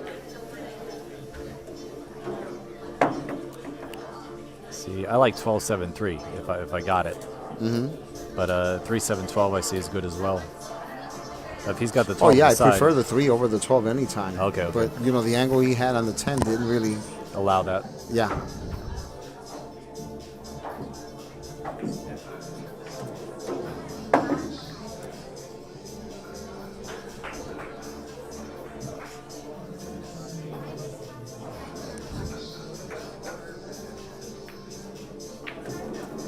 He overhit this slightly. I think he's okay though. Yeah, you can use top He inside here. loves his shot. This is top right or low outside. I don't think he can use top right. I think he has to use low outside on this, right? Yeah, I think he got more angle than what he bargained for. That's what it looks like from here. Yeah, if he's a little thicker, I like top right, or top left, I mean. But I think he's got to use low right from where he is. This has always been one of the toughest shots for me too, where you hit it with enough speed so you come short of. It's gonna go 1 rail. Right. Oh wow. Yeah, I'm pretty sure you expect that. That's so tough too because when I shoot a shot like that and I scratch, I get so frustrated because I said if I actually aim for that side pocket, I couldn't make it. You Right, know right. what I'm saying? It's like, but yeah, I don't blame him for wanting to go for that shot though. See, now I would have gone 2 rails. I wouldn't have gone 1 rail. I know that you're going to be playing a longer shot, but with Steve's pocketing, I know a lot of times you end up on the rail, but I just see him pocketing the ball almost anywhere. So I think I would have accepted a little longer shot instead of coming to 1 rail. That's true. That's a good point. You know, mere humans would probably play the 1 rail more. Yeah. That was a run of 45. 35. A run of 45, 45. yeah. That was a run of 45. Okay. He's just such a good pocketer, you know. Carlos, this isn't an easy That's why he's shot. so fun to watch. On he top plays of that, good some of the patterns. best patterns ever. So you combine that with shot making, forget about it. You got a lethal weapon. Forget about it. Guys, live from New York. Tony Robles, Forget about it. Michael Yednak. Here in the booth watching Carlos at the table now. Good shot. That was very nice. Great shot. That was a fantastic shot. Came with that like it was a hanger. But you know how strong. See, this is why I love this game so much. You know, someone came up to me and gave me some advice. Asked me a question, right? And gave me some advice. Said, Tony, how do you handle coming up with a tough shot like that after sitting down for a while? He just sat down for a 45-ball run. And a guy answered me. The guy, you know, he says, I have a tip for you. He says, what I did that worked really well for me is for the first rack, after I'm back, I take a couple of extra warm-up strokes than I normally would, just so that I can gradually get myself into a groove. And I thought that was such great advice. Yep. It worked very well for me. Huh. It's interesting. I noticed a little Because some side note. people get, oh, well, you hit me with 45, I'm going to hit you with 100. They shoot fast, they miss. Yeah. Thorsten actually said that, well, he didn't say this, but I saw him practicing. He would practice always with 1 stroke, 1 warm stroke, and then whenever he played, he would do 2. And I was like, well, why is that, you know? And I never asked him, but I'm assuming it's a similar thought process where he's just 1-stroking things just to get loose. Yeah. So when he's playing a match, he uses an extra stroke just to dial in the extra. Yeah, that's correct. See, on that shot, I thought Carlos should have hit it with more speed. When you have an angle like that, you have to let loose. Yeah, you have Follow, perfect you know? angle. Right?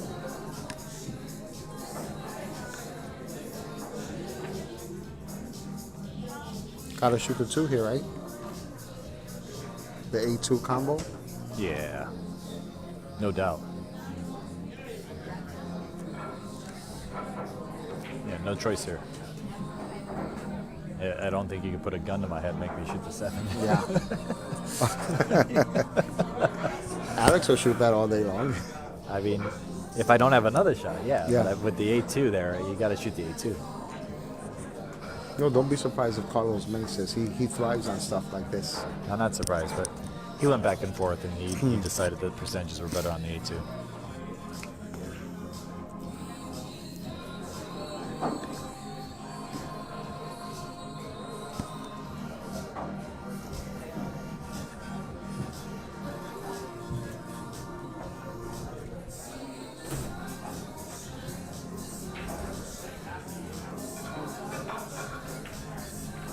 Good shot.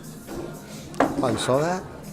I think he thought for sure he was going to run into those balls, and he almost went in the side pocket. It's crazy, right? It was crazy.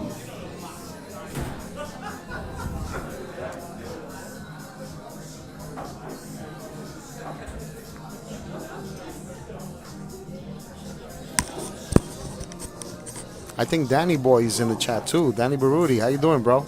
Danny If you are Baruti. there, I hope all is well. We're still pulling for you to move back to New York. We'd love to have you back at some point. Yeah, like yesterday. Yep. We all miss you here, Danny. I started watching Danny when my dad took me to Golden Q when I was 15 years old. Yeah. That's how long you've been watching Danny's patterns? Oh yeah. Shoot. I learned so much watching him and Tommy Walters and Ray Martin. I saw Tommy Walters run 125 and out against Ray Martin playing 500 a game. Tommy's some player still. Oh yeah. Yeah, he's at like 77. Just beat Efren Reyes. Last year. Yeah. He's at like 77. He still runs hundreds. But he's one of the fiercest competitors I've ever seen in my life. Yeah, I'm a little surprised he hasn't won a major event, to be honest. He's such a good player. Very nice guy, too. You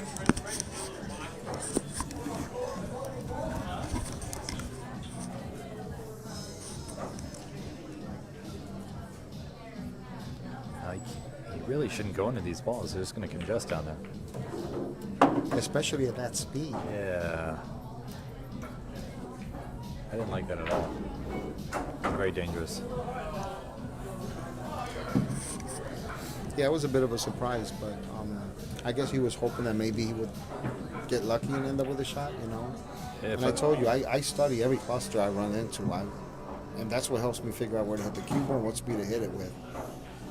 And if I don't know what's going to happen, which is rare, that's when I just blast it and hope for the best. Yeah, in that case, if he didn't have a choice, which I think he had other balls to shoot at, but if he didn't have a choice, I would have blasted. I think he had the 12. I think he should have shot the 12, maybe the 15, got rid of those balls underneath, and then went into it.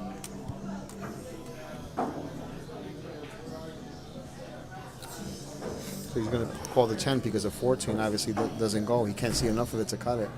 The 10 is blocking him.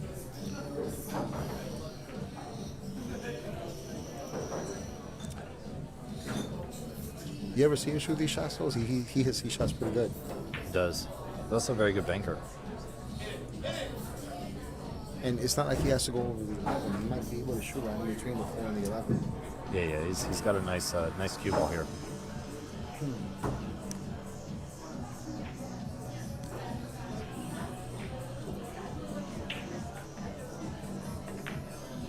Came short, he steered it a bit.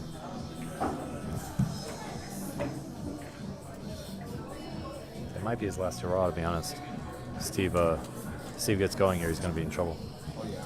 I mean, you know, one of the worst things they can do straight pool is miss with an open table, especially a break shot and leave it wide open. You know? Right.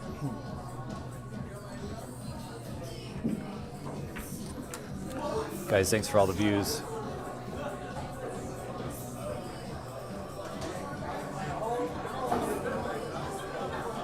We're here live at Amsterdam Billiards, New York City, 11th Street and 4th Avenue, right by Union Square. Tony Robles in the commentary booth with me, watching Steve Lipsky at the table now. Carlos Luna missed a tough 10 ball in the corner. Pascal Dufresne is the one putting the scoring up for us.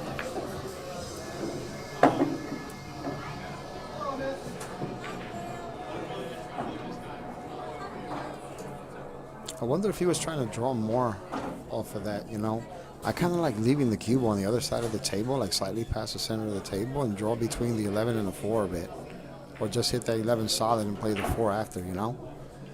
Yeah, Carlos caused a lot of problems for Steve to get out this rack. He's got to go 12, 14, 3, right? Well, you know my philosophy when I give private lessons. My job is to teach you how to make your opponent's life as miserable as possible. You know what I'm talking about. I know what you're talking about. Fortunately, I've been the receiver and the punisher. I'll tell you a funny story, and I don't even know if Steve will remember this story. I remember this was years ago. I mean, this was actually, it had to be over 10 years ago. I had a student that came to me for a lesson in straight pool because he was about to play Steve Lipsky in the finals of the straight pool league, right? Shocker that Steve made it to the final, right? Such a surprise. But anyway, he says, "What advice will you give me playing against Steve?" You know what's the first thing I told him? Don't miss. But then you know what I told him afterwards? He says, "Look, if you want to increase the chances of beating Steve or maybe beating him," said, "Ooh, that was a surprise there." Said, "If you want to," that was just a shocker there. "If you want to increase the chances of beating Steve, do this. When you're running an open table, the first shot that you should shoot is a possible break shot for Steve should you miss." How'd that work out? Steve came to me a week later complaining how he lost in the final because I gave the guy that advice. I said, "What do you want me to do? What do you want me to do?" He said, the first shot the guy shot was my break shot." every rack. Now, if I'm Carlos, I'm playing the 3 here, going into the 11, having the 10 is For in sure. first. Yes, I have irritation here, and this thing keeps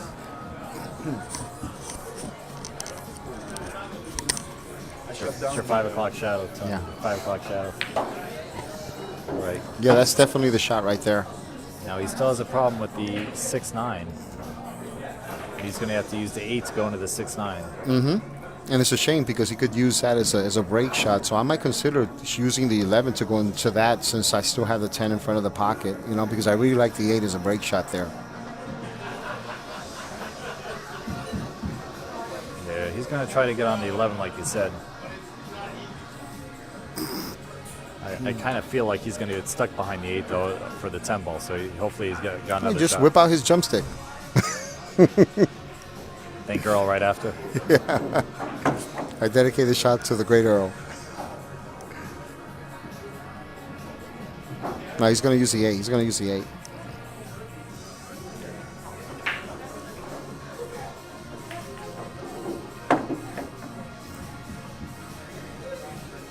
Wow.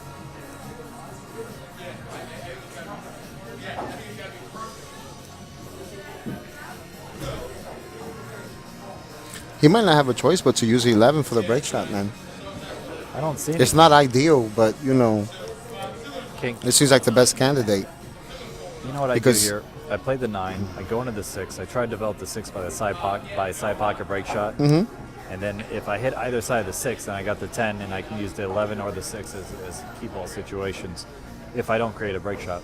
I would probably go rail first and shoot the 10 first. That way, once the cube one's up in this side of the table, whichever shot gives me the best possible, you know, angle, then I decide from there which one to shoot. You know what I'm saying? Right, so you wouldn't try to create anything on the 6 ball here.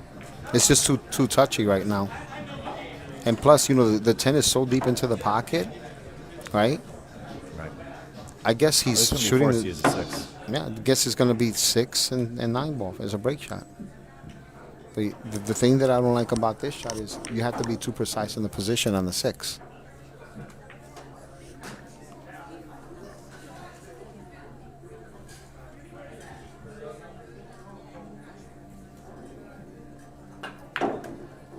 But you see what I mean? You have to be too precise in the position on the 6. I know. It's going to scratch. That's what I'm saying. You know, if you shot rail first on the 10 ball and came around, number one, you won't scratch. We saw 3 scratches so far this record. Yeah. Yeah. That's crazy, right? Soda pop. You owe me soda. Whenever you say the same thing together at the same time, you have to be the first one to say it.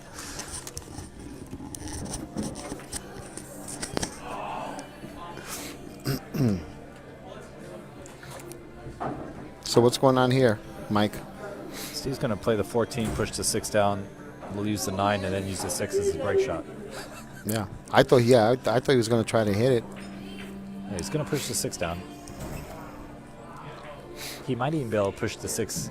Nah, I'd just push it down to bottom of the stack break shot. I would call the 6 in the corner and call safe. And go 2 rails to the top rail. Yeah, so would. that way, yeah, and then when you pocket it, both balls are frozen behind one another. You shoot to overcut it. Why wouldn't you play the 10 now and push the 6 down?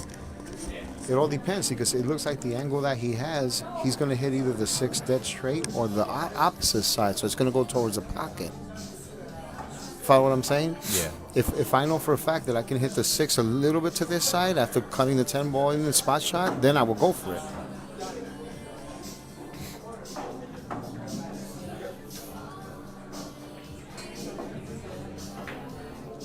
He's probably going to take a scratch.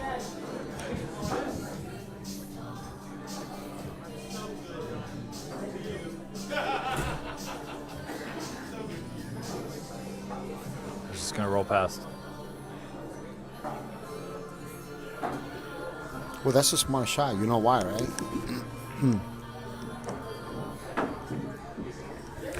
So the reason why it's a smart shot is because he didn't want to let him see the 9 so that he can thin it and put him 2 rails back up to the table, table, yeah. you know? Only problem is Carl's going to play the 14-6, make it, and call it a day. No, I don't know about that.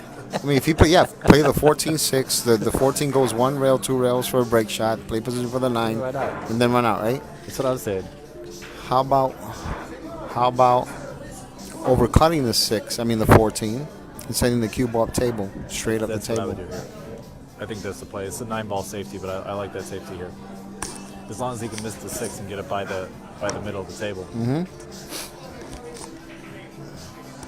Because unfortunately for Carlos, he has the first scratch.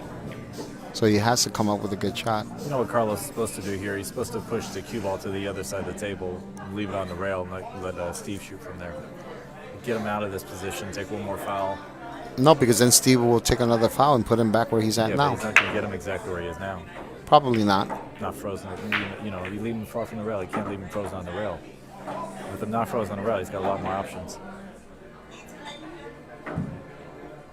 You know, put him on the back rail by the chalk, by the second chalk. Steve didn't like shooting at it the first time. He's certainly not going to like shooting at it from there.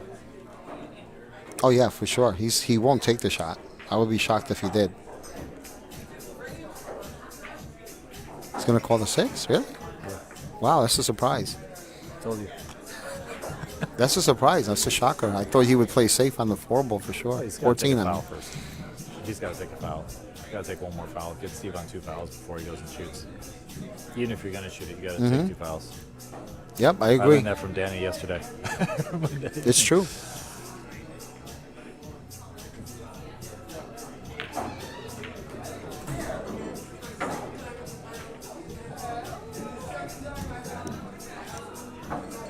So you think he's going to shoot the 14, 6, and 9 break shot, or? 14 almost looks high enough, doesn't it? I He can't gets to the tell right really. Yeah, can't tell really. I think it's high enough.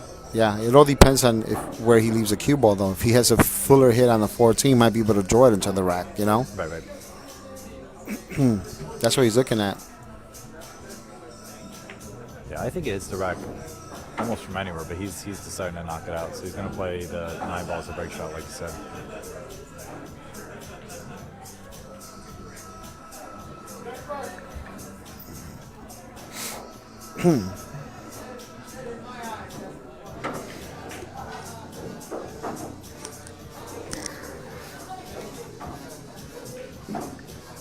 Got Mr. Fuentes in the house.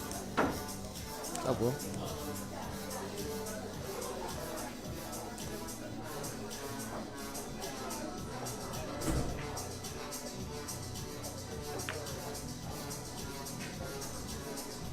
Yep, you did great. Now all he has to do is just come underneath the rack a bit, gain the right angle, the correct angle on the 9, and he's good. Yeah, he doesn't want to be over the rack, so unfortunately he's going to have to accept a little thicker angle than I think he'd like. Yeah.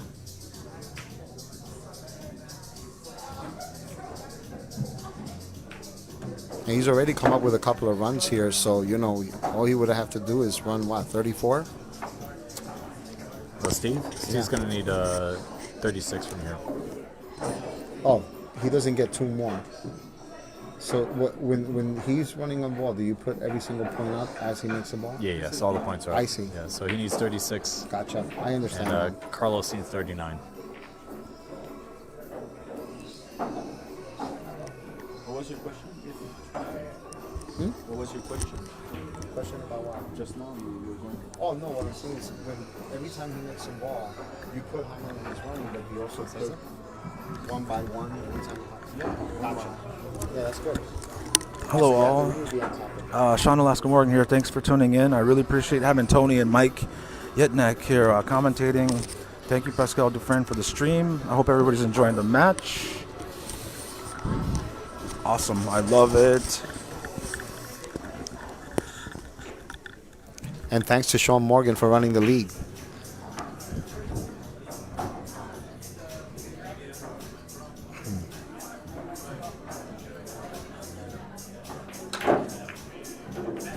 Okay, now that one he hit a little harder. Oh, wow, look at that. And looks like he's got to cut the 12 on the side. That's crazy, though, right? How both balls came out and then Yeah. the 12 hits the cushion and stops in front of the 6 like that. It's one of those things we would call a bad roll and would be legitimate in saying so. Yeah. You think he's thinking of cutting the 12 in the side and going 2 rails? Like between the 2 in the corner? Top rail between the 2 in the corner and come back for the 6 to use the 6 to play position for the 2? I mean, that would be a very strong shot. He's got to play position something. So,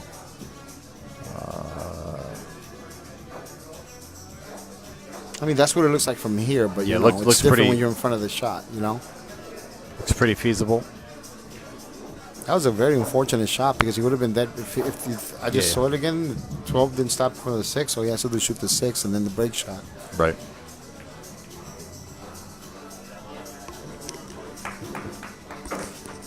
He doesn't want to lose the cue here, and unfortunately, Yeah. the shot demands him to lose the cue. Mm-hmm. He's even considering playing a safe off the 8. That's how much he doesn't like it.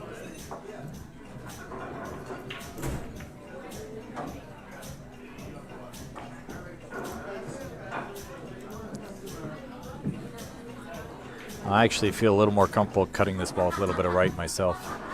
So I would actually play to the right side of the table. You're talking about going to the left, but I would use a little right and come to the right side. A little right. That's correct. You use right to hit the top rail and come between the 2 in the pocket, right? Okay.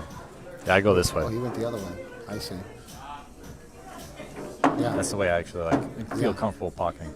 Yeah, but I thought he had Being able to go to the other a side of the thinner table. cut. Does that make sense? Yeah, yeah, yeah. So I thought he had a thinner cut to the point where if he hit outside, he couldn't come this way. But obviously he did have that, you know. So he was trying to come this way to play the 6 and then the 2, right? Yeah, yeah. I mean, even if you went the other way, it's still tough. Oh, You have to either way it cut was the tough. ball right and hit it with the right amount of spin, right? Either way, it was brutal. So Carlos says a stop shot in the 6, perfect shape on the 2 to open up the stack, and Well, listen, Carlos capable of running 39. I've seen him do it in the past. I would go as far as to say if he doesn't take advantage of this opportunity, it might be his last because it's not like Steve missed the ball. He just got a bad roll after the break shot, you know, and made a tough shot and scratched. yeah, from my recollection, I think Steve's missed 2 balls, but I'm sure the stats are clear, but I think he's only missed a couple balls. Mm-hmm. And I think Carlos has gotten out of line a couple times. Missed that 10 balls, the last ball he missed. But scratched. They both scratched a bit more than I would expect.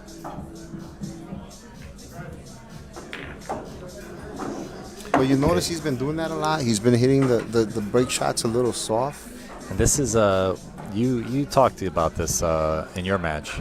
I think he's dipping his tip down a little bit, and he's dipping his tip down, not following through purely because you don't have to hit it that hard when you got a nice stroke, and you'll muscle right through the balls. Yeah, So he's probably hitting with a little bit of stunt follow. Yeah, he's hitting more stunt follow instead of pure follow. Now the street might be dead. He might have the 7-15-3. That's what he's looking at. There's gaps between the balls, but if it's lined up, it's a good shot. I wonder if he's thinking of jumping the 4 between the 14 and 15. Right? He's practice that shot, but only when it's dead straight, you know? It's a Tony Robles shot. Leave that for the master. It might slip through there. Well, if he's shooting it, I think it goes. But we have to assume it goes. Oh, wow. Oh, could he have hit that better? I guess not. Right? Huh? I mean, he hit it really well. Yeah.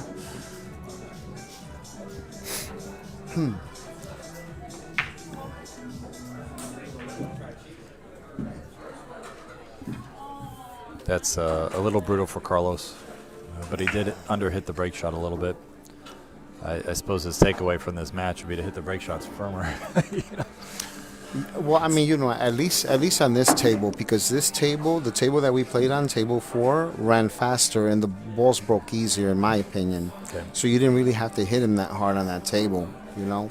On this table, they're definitely you have to hit him with a little more speed. Now there was a little discussion between Karabasis and Lipsky, and he's a great pool player, Tom Karabasis. Oh yeah.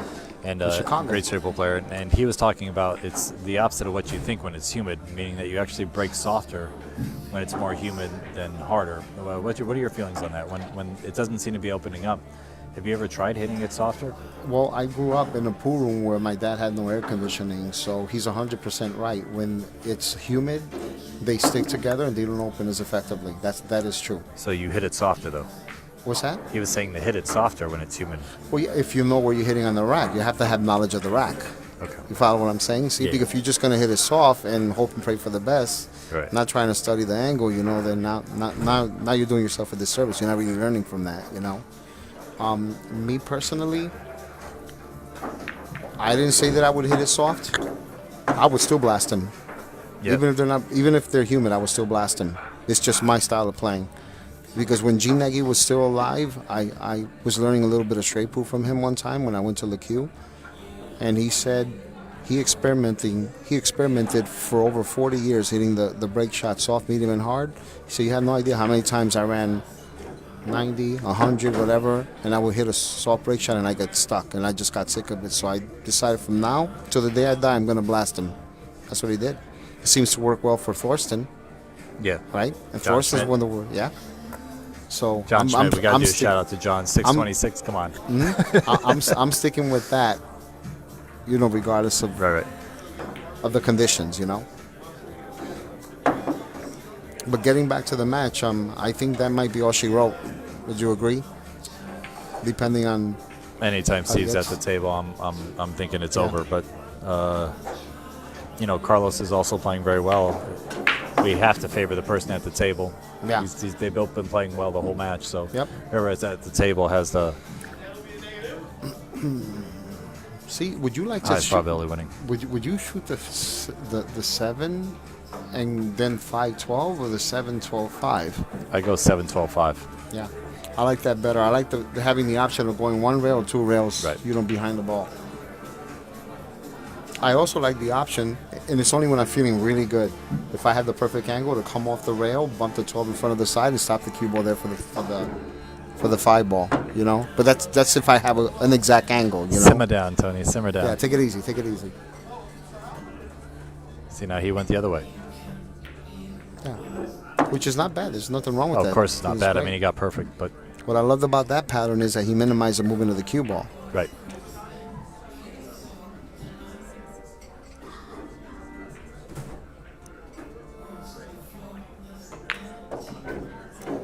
Now, while I got you in the booth, Tony, we got a couple seconds while he's racking. What do you think the difference is between a 100-ball runner and a 200-ball runner? A 100-ball runner and a 200-ball runner. I think it's more dedication to the game to master various aspects of it. When I give lessons in straight pool, I tell people that there are several tools that must be mastered in order for you to become a multiple-ball runner, which is learning how to have more knowledge of how to run into clusters and predict where the balls are going, as opposed to hitting them hard and hoping and praying for the best. I can't tell you how many times I've had people come to me and says, Tony, you won't believe this. I ran 70, I was about to run out, and then I ran into this cluster, and the cue ball came off 2 balls and scratch. Well, if you look for the scratch to begin with, that wouldn't happen. Right. So I think that the difference is knowledge. the Knowledge and difference is knowledge? knowledge and putting in time, putting in the time. You still have to put in the time. You still have to be. So I got to call you out. Do you think John has more knowledge than you in straight pool? Because I don't. I wouldn't say that, man. John even admitted himself that he has learned so much putting these runs together. Man, look at that.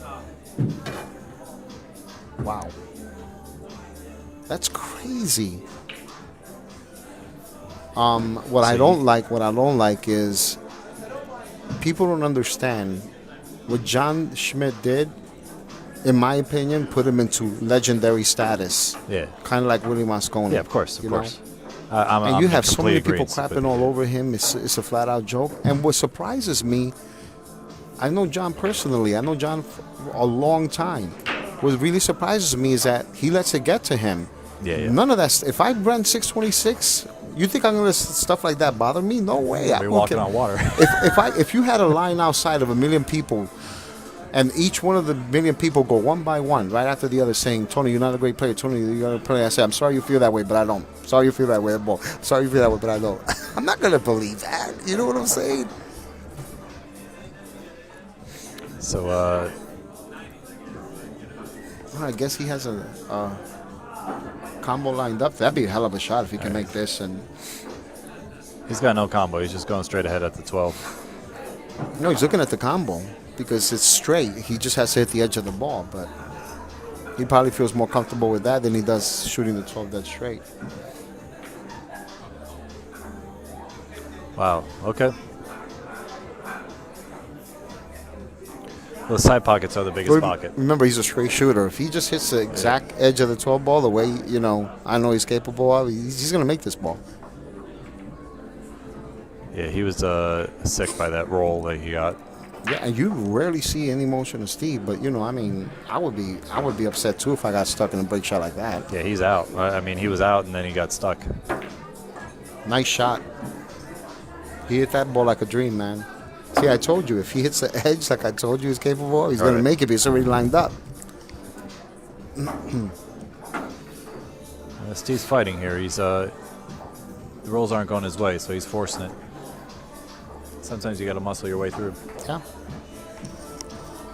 Sometimes you got to make it happen instead of waiting for it to happen.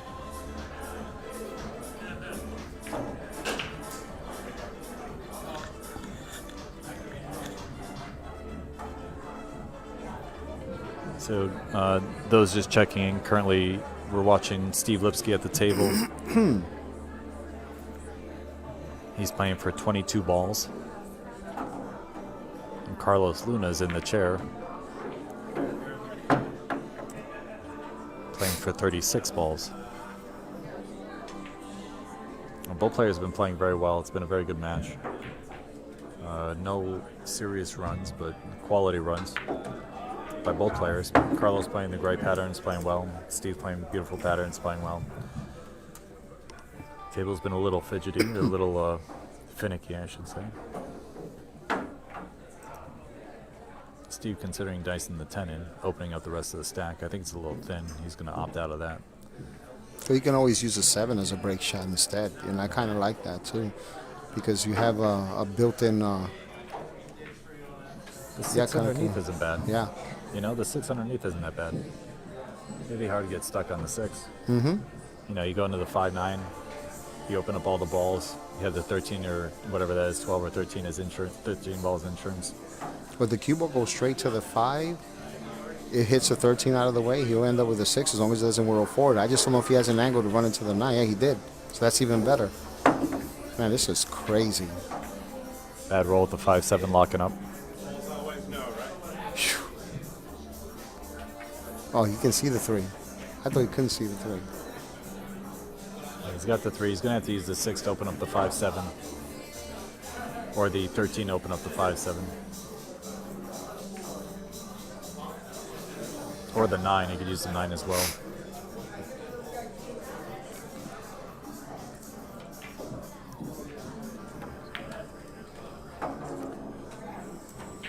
A good stroke by Steve. He stayed down really nicely on that shot. Now, if the 7 goes in the side, I take the 7 out now, but I don't think it does. I think he's got to go into it.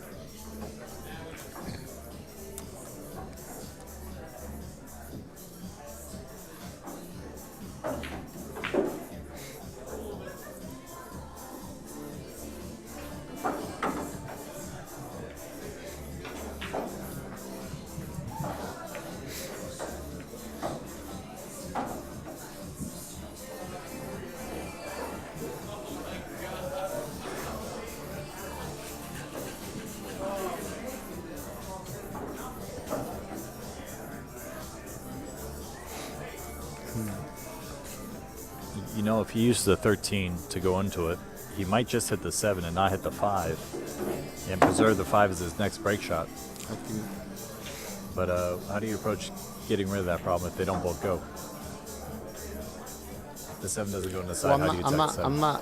I'm not sure what he tried to do there. I think I would have shot the 15 and then use a 9 to break, in the side to break that, and then hopefully leave the 7 there after it bumps out the 5. So. But maybe he had too much angle on the 15. Again, it's hard to tell from here, Because I'm pretty sure if he had that option, he would have shot it, Right, I think the 7 must go on the side. Otherwise, I think he would have attacked it already. Yeah. Either that or he's going to use the 6 right now and clip it.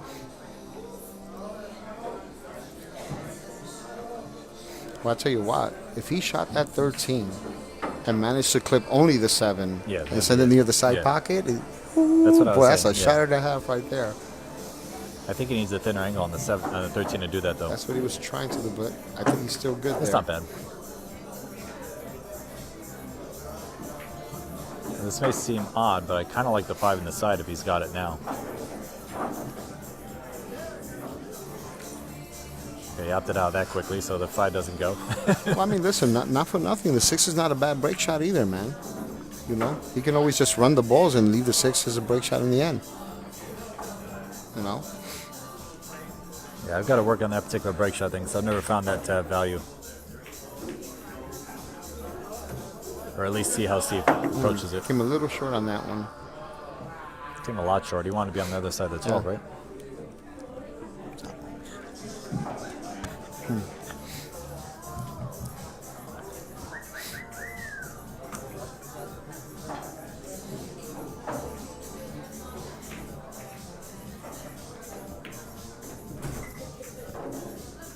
We've got about 100 league members here sweating the match right now. It's crazy in the house, watching Steve and Carlos play. Excitement in the air.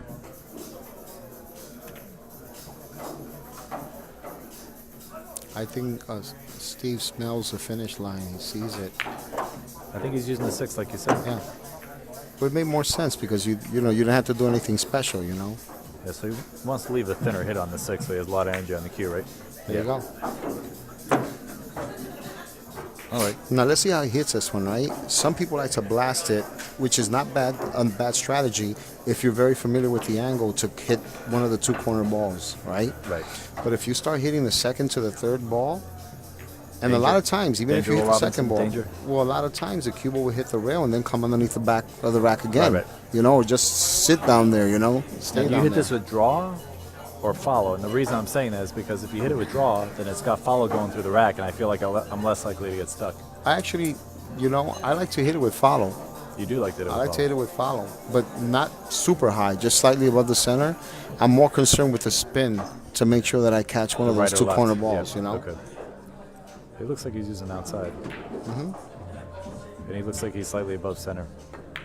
But you see, look, see how you hit that ball dead straight? That's Yeah, why he was able to escape like He bit that. right through it. Yeah, Yep. that was a good shot. Well, I'm convinced that's going to be my new favorite break shot. It's not, but he didn't hit it hard. He didn't hit it hard. That's the whole thing. Even if he didn't hit that ball dead straight and he hit the ball before that, he still increases the chance of the cue ball escaping, you know? All right. So he's got to go 15-5 here. Open him up. Well, I mean, if he can draw it back just enough, that'd be great. You never want to shoot the 13 into an open ball, into another ball, because then you have to hit it too perfect. Right. He's Unless also you have got, no yeah, he's also got 15-13-1 to get on the 5 too. He doesn't have to go. He doesn't have to get on the 5 right now. He can play 15-13-1 and get on the 5 if he doesn't like the angle he's got in the 15. And I kind of like that because he doesn't want to leave a break ball for Carlos, so might as well take it away anyway. Well, why not 15-13-1, right? Yeah. I like that. It's a lot easier. You don't have to do anything special, and then you don't have to shoot a severe cut on the 5 ball, right? The good thing about taking the 5 ball over the 13 is you have the 1 as insurance. You know, that's the only way that I would Right. necessarily not take the 13 and the 1 out, because I had that guaranteed insurance with the 1 ball. All else fails, I'm going to have something on the 1.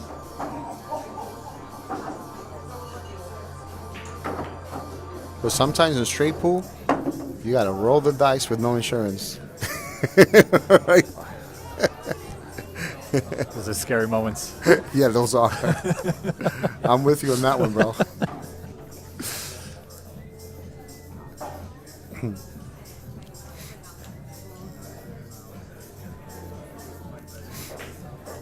Someone said they average about 28 seconds. I hope they're talking about pool.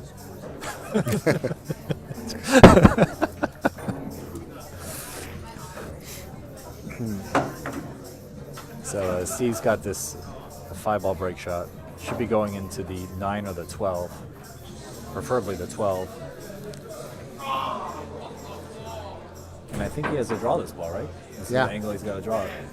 Well, I mean, Now- I'm looking, starting the rack from here, it looks like if he hits a 9, the 9 hits a 3, and the 12, it's going to shoot the 4 towards that pocket because the 2 is barely touching the 4.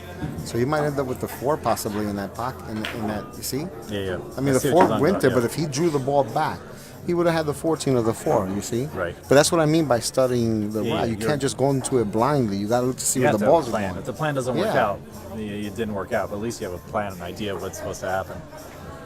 And then you're always learning too. The stack's always teaching you.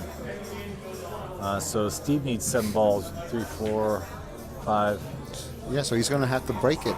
Well, not really, because he can use a 2 to break that little cluster up. Yeah, right? I don't think he's got any trouble here. And I think he was hoping to come out a little more than that. But I think he's fine. He's got the 7 out of 14. Just kind of like the idea of using the 2 to go into those and having the 7 as an insurance on the side, but it doesn't matter.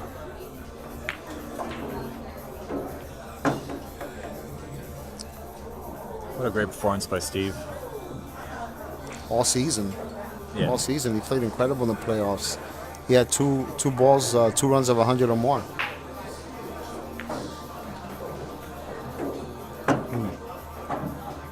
Guys, we're here live in New York City. I'm sitting next to Tony Robles, Amsterdam House Pro. Sean Morgan runs the league as well, Amsterdam House Pro. Myself, Michael Yednak, on commentary. Pascal Dufresne is in charge of the scoring.